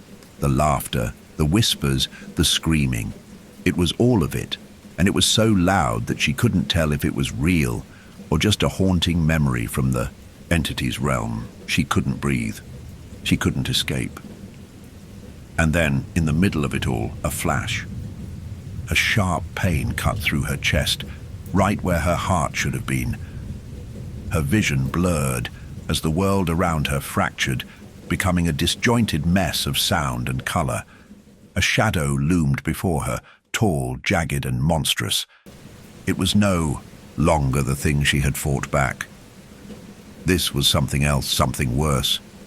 It reached out to her, its cold fingers brushing against her skin. "You will belong to me, Emma." The shadow's voice wasn't just speaking to her. It was speaking through her, consuming her, bending her mind until she couldn't tell where the entity began and where she ended. It was inside her. It always had been. It had been in the fabric of her very soul since she crossed into its world. And now it was taking her back. The room collapsed around her. The last remnants of the dormitory crumbled, disintegrating into the void. The air was thick with a blackness that made her stomach churn. The ground beneath her feet shifted, and she fell once more into the endless abyss. Her body was weightless, and she knew deep down that she wasn't in control. She was nothing but a puppet in the entity's twisted game. Was there any escape left? The entity's power surged through her, feeding on her fear, her despair, her identity. She was nothing more than a vessel. It had claimed her body and soul, and there was no one left to save her. But through the growing haze of terror, a faint spark flickered in Emma's mind. A memory. She saw it now, the very first time she had walked into this place, the dormitory, the day she had met Isla, the joy, the promise of something new, something better. She had been naive, believing that she could escape everything. But now, there was no escape. Not from the entity, not from the darkness. Emma's scream echoed into the void, but it was swallowed whole by the consuming blackness. And then, nothing. The coldness in Emma's chest didn't subside. It deepened. The once familiar walls of her dormitory had dissolved into something unrecognizable, something alien. The floor beneath her feet was slick with a thick, viscous liquid, black as night, as if the very foundation of the building had bled out into the space. The shadows that had once felt like comforting edges now stretched far too long, their reach impossibly vast. She couldn't feel the ground beneath her, the weight of her body pulling her down, yet she couldn't lift her feet either. She was caught in some suspended reality, a dimension that had no time, no direction. And yet, despite the swirling chaos of dark energy, there was one thing she knew for certain. She wasn't alone. The silence that hung in the air was deafening. So much so that every crack, every groan of the shifting void felt like a scream in her ears. But that absence, the heavy weight of it, was far worse than the presence of the entity. It was like standing in the middle of a room where someone had just been, but their footsteps had long since faded. No trace remained of their passage, only the vacuum left behind. The entity, whatever it was, had threaded itself through her very mind. It wasn't just her body it wanted, it was her thoughts, her memories. You cannot escape. The voice was no longer a whisper. It was inside her head, clawing its way through her mind, reverberating in the hollow space of her skull. I am with you, Emma. I always have been. You think you've escaped. You have not even begun to understand what you are. Her eyes flitted about the empty room, the shadows consuming everything around her. But she didn't move. Her limbs felt heavy, as though they were no longer hers, as if she had no control over them. She was trapped. Physically, yes, but it was the mental cage that terrified her. A prison of her own making, one the entity had carefully constructed piece by piece, woven from threads of her greatest fears. The floor creaked beneath her feet, and the sound sent a ripple through her thoughts. She didn't need to look up to know that the reflection in the nearby mirror had changed. The cracked surface of the mirror rippled, as though it were water, its once clear reflection twisting and warping. The image before her wasn't the girl she recognized, Emma. It was someone else, someone who hadn't existed in her memories until this moment. You remember me, don't you? The voice that came from the mirror was her own, but not. It was her voice, twisted, stretched. You've always been here, Emma. You're still the girl you were when you first stepped into this world. The one who ran, the one who was always afraid. She didn't want to look, she didn't want to see, but her body betrayed her. Slowly, agonizingly, she turned toward the mirror, and there, staring back at her, was Isla, but not the Isla she remembered. No, this Isla was twisted, contorted, as though something ancient had broken her, remade her into something new, something hollow. The girl's face was devoid of emotion, her eyes black pits in her skull. She grinned at Emma, that same eerie, hollow grin she had worn in the depths of the entity's world. "You think I'm gone?" Isla's twisted reflection said. "But I am, always with you. Every time you close your eyes, I will be there. Every moment of your life I will haunt you." Emma staggered back, shaking her head. The room blurred again, her reflection flickered. Isla was gone, replaced by the walls of her dorm, but it was all wrong. The hallway outside, the rooms down the corridor, all of it wasn't right. She could see the shifting shadows, stretching into impossible forms. The blackness beyond the walls was closing in. It wasn't just the room anymore. It was everything. The dormitory was a thin shell, a fragile illusion, and in the distance something was moving. The shape of a figure. It was her, but it wasn't. Emma's throat constricted. The figure in the distance, her own figure, was walking toward her, each step slow, deliberate. The figure's movement was stiff and unnatural, as though it didn't fully belong in the world. She wanted to scream, to run, but she couldn't. Her legs wouldn't move. Emma. The voice, echoing from the approaching figure, was her own, but distorted. It was grating, filled with something dark. "You still don't understand. You never did." She tried to speak, but the words caught in her throat. It wasn't her voice that spoke, not anymore. The thing in front of her, it wasn't Isla. It wasn't even her reflection. It was the entity. It had taken her. It had taken all of them. The figure drew closer, its face twisting, elongating. And then, Emma felt it. A pressure so intense, so overwhelming, that it felt like something had just punched a hole through her chest. Her breath quickened. She gasped, but no air filled her lungs. She could feel it now, the entity inside her mind. It was everywhere, all around her, its fingers squeezing into her skull. The edges of her thoughts were disintegrating, the memories of her life cracking under the weight of its influence. What was real? What was illusion? The figure before her stopped, its eyes, black pits, endless voids, staring down at her with an intensity that made her feel like she was falling into them, drowning. "You have always been here." The voice now spoke directly into her mind, louder, harsher. "You are nothing more than a fragment of my own creation. You belong to me. You will always belong to me." "No," Emma shouted. But the word was a croak, lost in the suffocating air around her.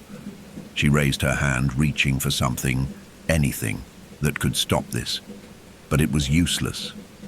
The darkness closed in, and the edges of her vision began to blur.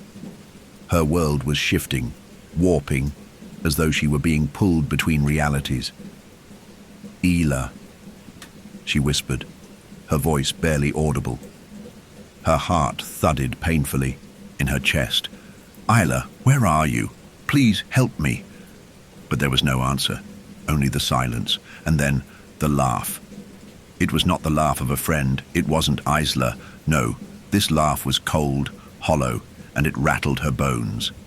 It was the sound of something ancient, something that had never known compassion, never known mercy. The entity.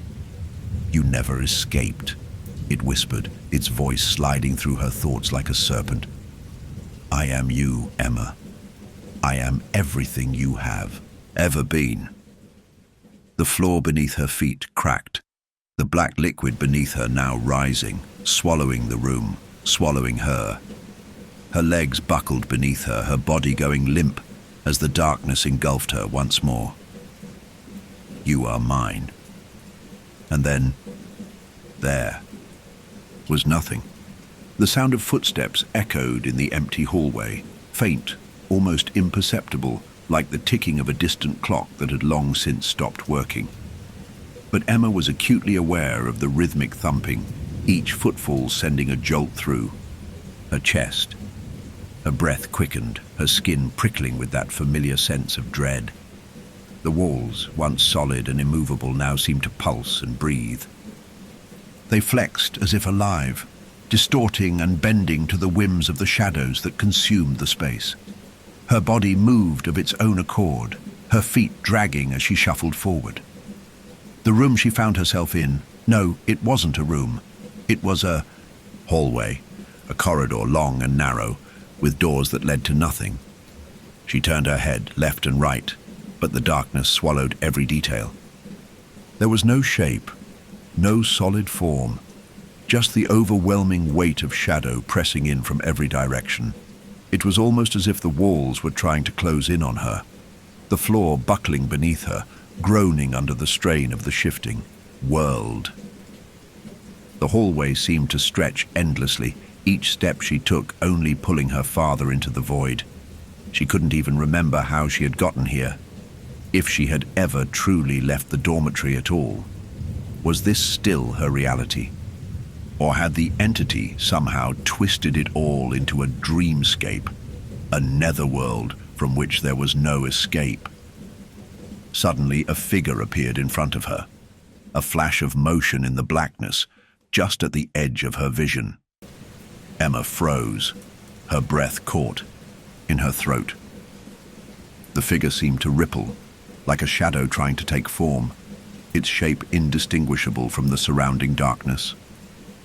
And then she heard it, a whisper. "Emma!" Her heart skipped a beat. The voice was familiar, too familiar.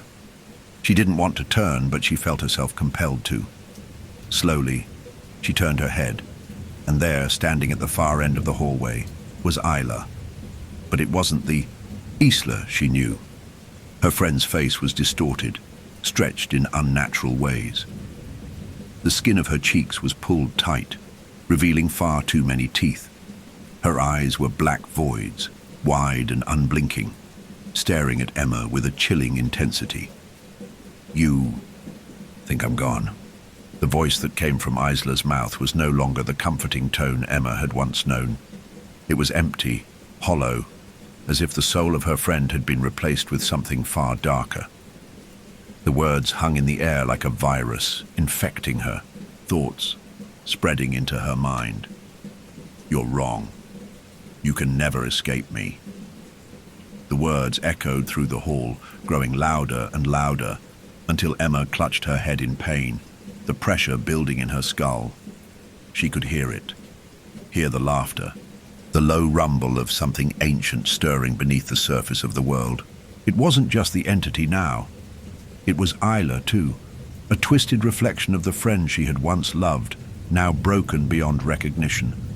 Emma had never been able to escape her, even in the entity's realm. But now she was everywhere, lingering in the darkest corners of her mind. "You were always mine," Isla's distorted voice continued. "Everything you've done, every choice you've made, has led you here." Emma wanted to scream. She tried, but no sound came. She reached out, wanting to touch Isla, to ask her what had happened, but her friend remained still, frozen at the end of the hallway. Her eyes never blinked, her lips never moved, but the voice continued to emanate from her, growing more distorted, more fractured with each word. It was as though the very fabric of Isla's soul had been consumed, and what was left was only a hollow, empty shell. "I gave you a choice, Emma. I gave you everything." Emma's eyes stung with the intensity of the moment. She squeezed them shut, as though by blocking her vision, she could block the horror from her mind. But the images kept coming, slivers of memories she thought were long buried. Moments with Isla, the laughter, the warmth, the companionship. But they were all fading now, turning to ash in her mind. The entity was never alone. It was always accompanied by something more, something darker. It was Isla, twisted and remade, and Emma realized with a shudder that Isla had always been connected to the entity. It wasn't just the two of them who, had been dragged into this nightmare. It was the whole world. The entity had used Isla as a key, a way to bind Emma's soul to the twisted realm it controlled. Emma's feet moved without her direction. She couldn't stop herself, couldn't make her body obey. She was a prisoner to her mind now, and the world around her was crumbling, collapsing under the weight of her thoughts. Her eyes blurred, the edges of reality turning soft, the walls pulling her deeper into the dark. But just as she felt herself being consumed by the blackness, something broke through the haze. A memory. It wasn't Isla's face this time. It wasn't the entity's voice. It was her mother's. "Emma, you have to fight." The words rang clear through the oppressive silence. Emma snapped her eyes open, and for a brief second, the hallways shifted. She wasn't in the dark void anymore. She was back in her childhood home, her mother's house. The walls were warm, painted in soft yellows. The smell of fresh cookies filled the air. The sunlight streamed through the window, casting long shadows across the floor. Her mother was there, standing at the doorway, looking at her with kind eyes. "You can fight this, Emma. I believe in you." Tears welled in her eyes. She wanted to run to her, to escape, but the shadows were already reaching for her, pulling her back toward the hallway. Her mother's image flickered, turning into a dark silhouette. The light dimmed, and the room crumbled. "No!" Emma screamed as she tried to reach her mother, but the light was slipping through her fingers. Her mother's face was disappearing into the shadows, and the comforting warmth was replaced by the cold, crawling fingers of the entity. "You are mine, Emma." The voice enveloped her, wrapping around her like a noose. The shadows closed in once more, the walls creaking under the pressure, and Emma's vision narrowed, and then there was nothing. The cold, unyielding darkness crept in around her like a tightening vice. Emma stood frozen in the center of the hallway, her heart hammering in her chest. The flickering light overhead buzzed, casting erratic shadows that stretched far too long, contorting into impossible shapes. The world was no longer solid.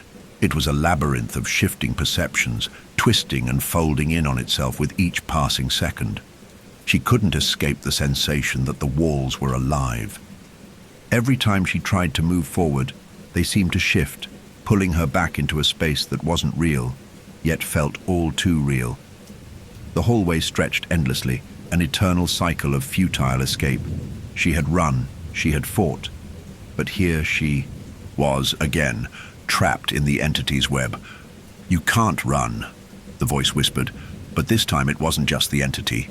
It wasn't Isla either. No, this voice was different. It was her own. The words were suffocating like thick smoke swirling inside her lungs. Emma wanted to scream, but the sound died in her throat. Her vision blurred, her limbs heavy and sluggish, as though her very essence were being drained. "You've always been mine, Emma. All of you." Her reflection appeared before her. The same face, the same body, yet it was wrong. Her reflection was twisted, her eyes darkened with something unfamiliar, something cold and void. It smiled at her, a cruel, knowing grin. "You are nothing without me." The word sent a shockwave through her chest. She stumbled backward, unable to break free from the horrible image of herself that stood before her, like a reflection from another world, another version of her that had never existed, or perhaps had always existed. A self she had buried so deep within her mind that it could never truly be escaped. "You've tried so hard to run," the reflection continued, its voice mirroring the words of the entity itself. "But this is where you belong." Emma felt the walls close in around her, the hallways narrowing as the floor buckled beneath her. The oppressive darkness squeezed in from all sides, a living thing, its hunger growing with every passing moment. She could feel it now, the pressure, like hands pressing down on her chest, the weight of her regrets, her failures, and all the unspoken words and emotions that had been buried for so long. The darkness fed on them. Her legs shook, her breath shallow and erratic. She tried to turn away, but her body wouldn't obey. It was her fault, all of it. She had been selfish. She had ignored Isla, had dismissed the warning signs. And now Isla was gone, replaced by something far worse. The reflection in the mirror twisted again, its mouth stretching impossibly wide, until it was a grotesque mockery of a smile. "You are mine, Emma. You will never escape me." But as the reflection laughed, its laugh hollow and shrill, something snapped inside of her. "No!" Emma gasped, her voice breaking through the choking silence. She took a step forward, her feet unwilling but compelled, dragging her body toward the glass, toward the reflection that had become her prison. "I am not yours." Her own words rang out like a desperate plea, but they were more than that. They were a command. The power of her own will surged, overwhelming the entity's hold on her for a fleeting second. The shadows recoiled, pulling back, the pressure on her chest easing ever so slightly.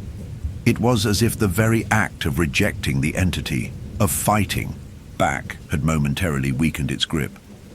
She reached forward, her fingers trembling as they brushed against the surface of the mirror. The reflection rippled like water, the image of her twisted form flickering between normal and grotesque. "You can't change what you are," the reflection sneered.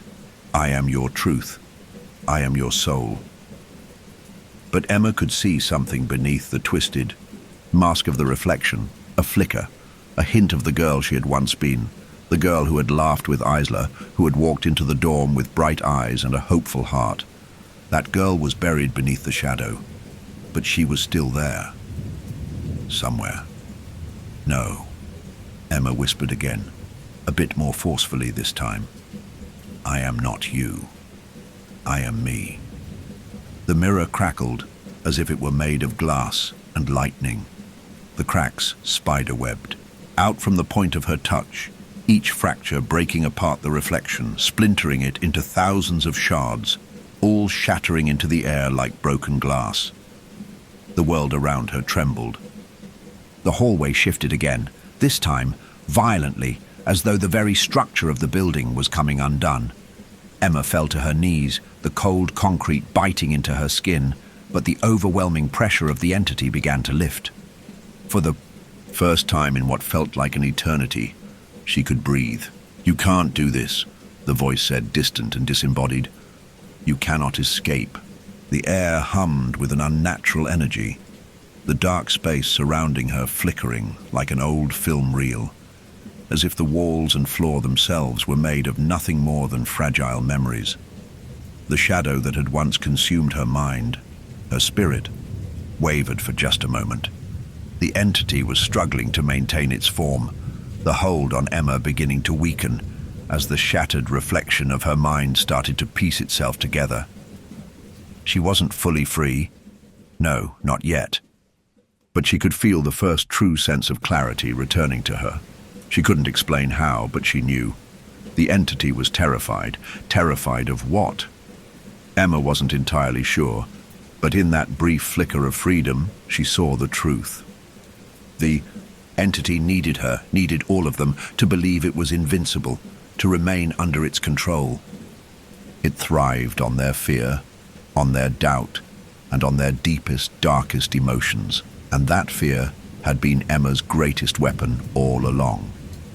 Her hand, still trembling from the shock, slowly reached up and wiped away the tears that had gathered at the corners of her eyes. She could hear the voices again, the whispers, the laughter, but they didn't seem so loud now. They didn't have the same power over her. They weren't so overwhelming. The entity's presence was still there, lurking in the corners of her mind. But it was fading. And for the first time in a long time, Emma felt a strange kind of hope. The hallway in front of her began to change. The darkness, once an all-encompassing void, now began to shift into something else, something familiar, something she recognized. The walls returned to their original form, the shadows settling into their rightful places. The air no longer felt thick with dread. It felt clear.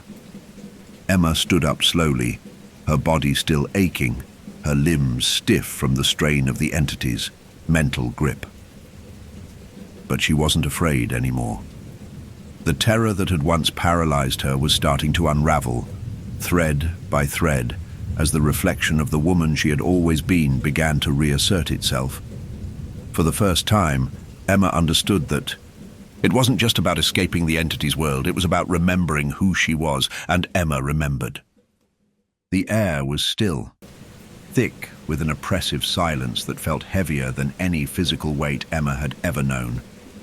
She stood in the now familiar hallway, the walls stretching far beyond her sight, their cracked surfaces whispering secrets in a language she could almost understand.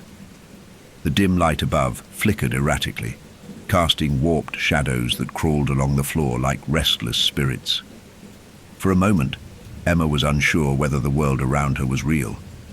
It had become so fluid, so unstable, that it seemed to morph and twist with every breath she took. But something was different now. Something had changed. The fear that had gnawed at her for so long had started to fade, replaced by something raw, something unfamiliar but necessary. A quiet, steely resolve. Her mind was no longer a battlefield. It was the battleground. The entity, once a menacing shadow, now felt less certain. It lashed out from the corners of her mind, its presence cold and suffocating, but Emma had finally seen it for what it truly was, a parasite, a reflection of her own fear and trauma, masquerading as something far more powerful than it truly was. She wasn't alone. She hadn't been alone for so long. Not even in the deepest part of her terror, when the walls seemed to close in and the dark whispers twisted her every thought, had she truly been abandoned. Isla's memory lingered in the recesses of her mind, not as the creature, the entity, had twisted her into, but as the friend she had once known. And her mother's voice still echoed, faint but persistent, urging Emma to fight, to keep going, even when the darkness seemed impenetrable. Emma clenched her fists, her nails biting into her palms. She had been running from this place for too long, running from herself, from the very things that haunted her. The guilt, the fear, the unanswered questions, they had all brought her to this moment, to this crossroads. With each passing second, the entity's whispers grew louder, more desperate. It was circling, trying to latch onto any crack, any weakness in her resolve. "You can't escape," it hissed, its voice 1,000 different echoes in her mind. "You belong to me." Emma closed her eyes, steadying her breath, grounding herself. This was the final test, the final confrontation. She had no choice but to face it, to face herself. The hallway began to blur. Her feet slipped beneath her, and the very ground seemed to dissolve into a sea of darkness. The world shifted violently, throwing her into an abyss, but Emma's mind remained sharp. She refused to let the fear drown her. She reached out, as if to grasp at the fleeting thread of reality, and it was then that she saw it, the mirror. The cracked surface gleamed faintly in the void, a reflection of her own face staring back at her. But this time it was different. The girl in the mirror was whole, her eyes no longer voids of terror. Her reflection smiled at her, a small, tentative smile that spoke of strength, of endurance. The mirror pulsed with a soft, comforting glow, and for a moment, Emma wondered if it was an illusion.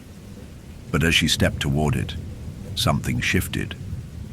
The darkness that had clung to her began to recede. The shadow that had chased her for so long, pursuing, taunting, devouring her at every turn, began to fade, its presence thinning like mist in the morning sun. But the entity wasn't finished. "You cannot undo what's been done," it snarled, a bitter, venomous growl creeping from every corner of the room. "I am part of you now. I will always be part of you." The walls trembled. The ground beneath her feet cracked open, threatening to swallow her whole. Emma felt herself falling, her body twisting in mid-air, the world breaking apart around her like shattered glass. She could hear the entity's laughter, cruel and mocking, as if it were savoring every moment of her descent into madness. But she didn't fall. With a deep breath, Emma brought herself back. Her feet touched the ground once more, firm and resolute. She stood tall. The mirror before her was no longer a fractured, warped version of reality. It was whole, its surface clean, clear, a portal perhaps, or just another reflection. It no longer pulled her in. It challenged her. "I am not afraid of you." The words left her mouth with a finality that shook the very core of the entity's form. The darkness recoiled, flinching back from her defiance, as if the light she had summoned within herself had become an unbearable flame. For the first time, Emma saw it for what it was, a parasite, an illusion born of her own fractured mind, a fool trying to wield fear as a weapon, yet incapable of seeing through the veil of her will. "No," the entity hissed, its voice now cracking, shattering as its form flickered like a dying candle. "You can't." But it was too late. The moment Emma had chosen to face her fears, the moment she had summoned the strength to reject the illusion, was the moment the entity's hold began to disintegrate. It howled, a sound like 1,000 voices, screaming in unison as if its very essence was being torn apart. The darkness that had once seemed so invincible began to unravel, thread by thread, falling apart like sand through her fingers. Emma took a step forward, into the mirror, her hand reaching out. She felt it then, a flood of memories, not just of Isla, but of everything she had buried. The good moments, the joy, the love and the pain, the regret. But it wasn't the suffocating weight of those memories anymore. It was freedom. She wasn't running anymore. She was embracing what had happened, what she had lost, and what she could still save. She stepped into the mirror, the world shattered. When Emma opened her eyes, she was back in the dorm. The familiar room surrounded her, the old furniture, the half-open textbooks scattered across the floor. The air was crisp, and the faint hum of the outside world filtered in through the thin window. The sun was just beginning to rise, casting its pale light across the room. For a moment she simply stood there, frozen in disbelief. It was real. This was real. She wasn't trapped anymore, but she could feel the entity's presence lingering, like a shadow in the back of her mind, just out of reach. It hadn't truly gone, not completely, but it was weakened. It was no longer the all-consuming force it had once been. It was just a shadow now, a fleeting echo of something long dead, and somewhere far off in the distance, Emma could almost hear Isla's voice, not distorted or twisted, but clear, soft, comforting and filled with love. "You did it," Isla whispered. "You saved yourself." Emma closed her eyes, allowing herself to breathe deeply, to feel the light, to feel the weight lift from her chest. There was no grand resolution, no final victory, but she knew this. She had faced the darkness within, and she had won.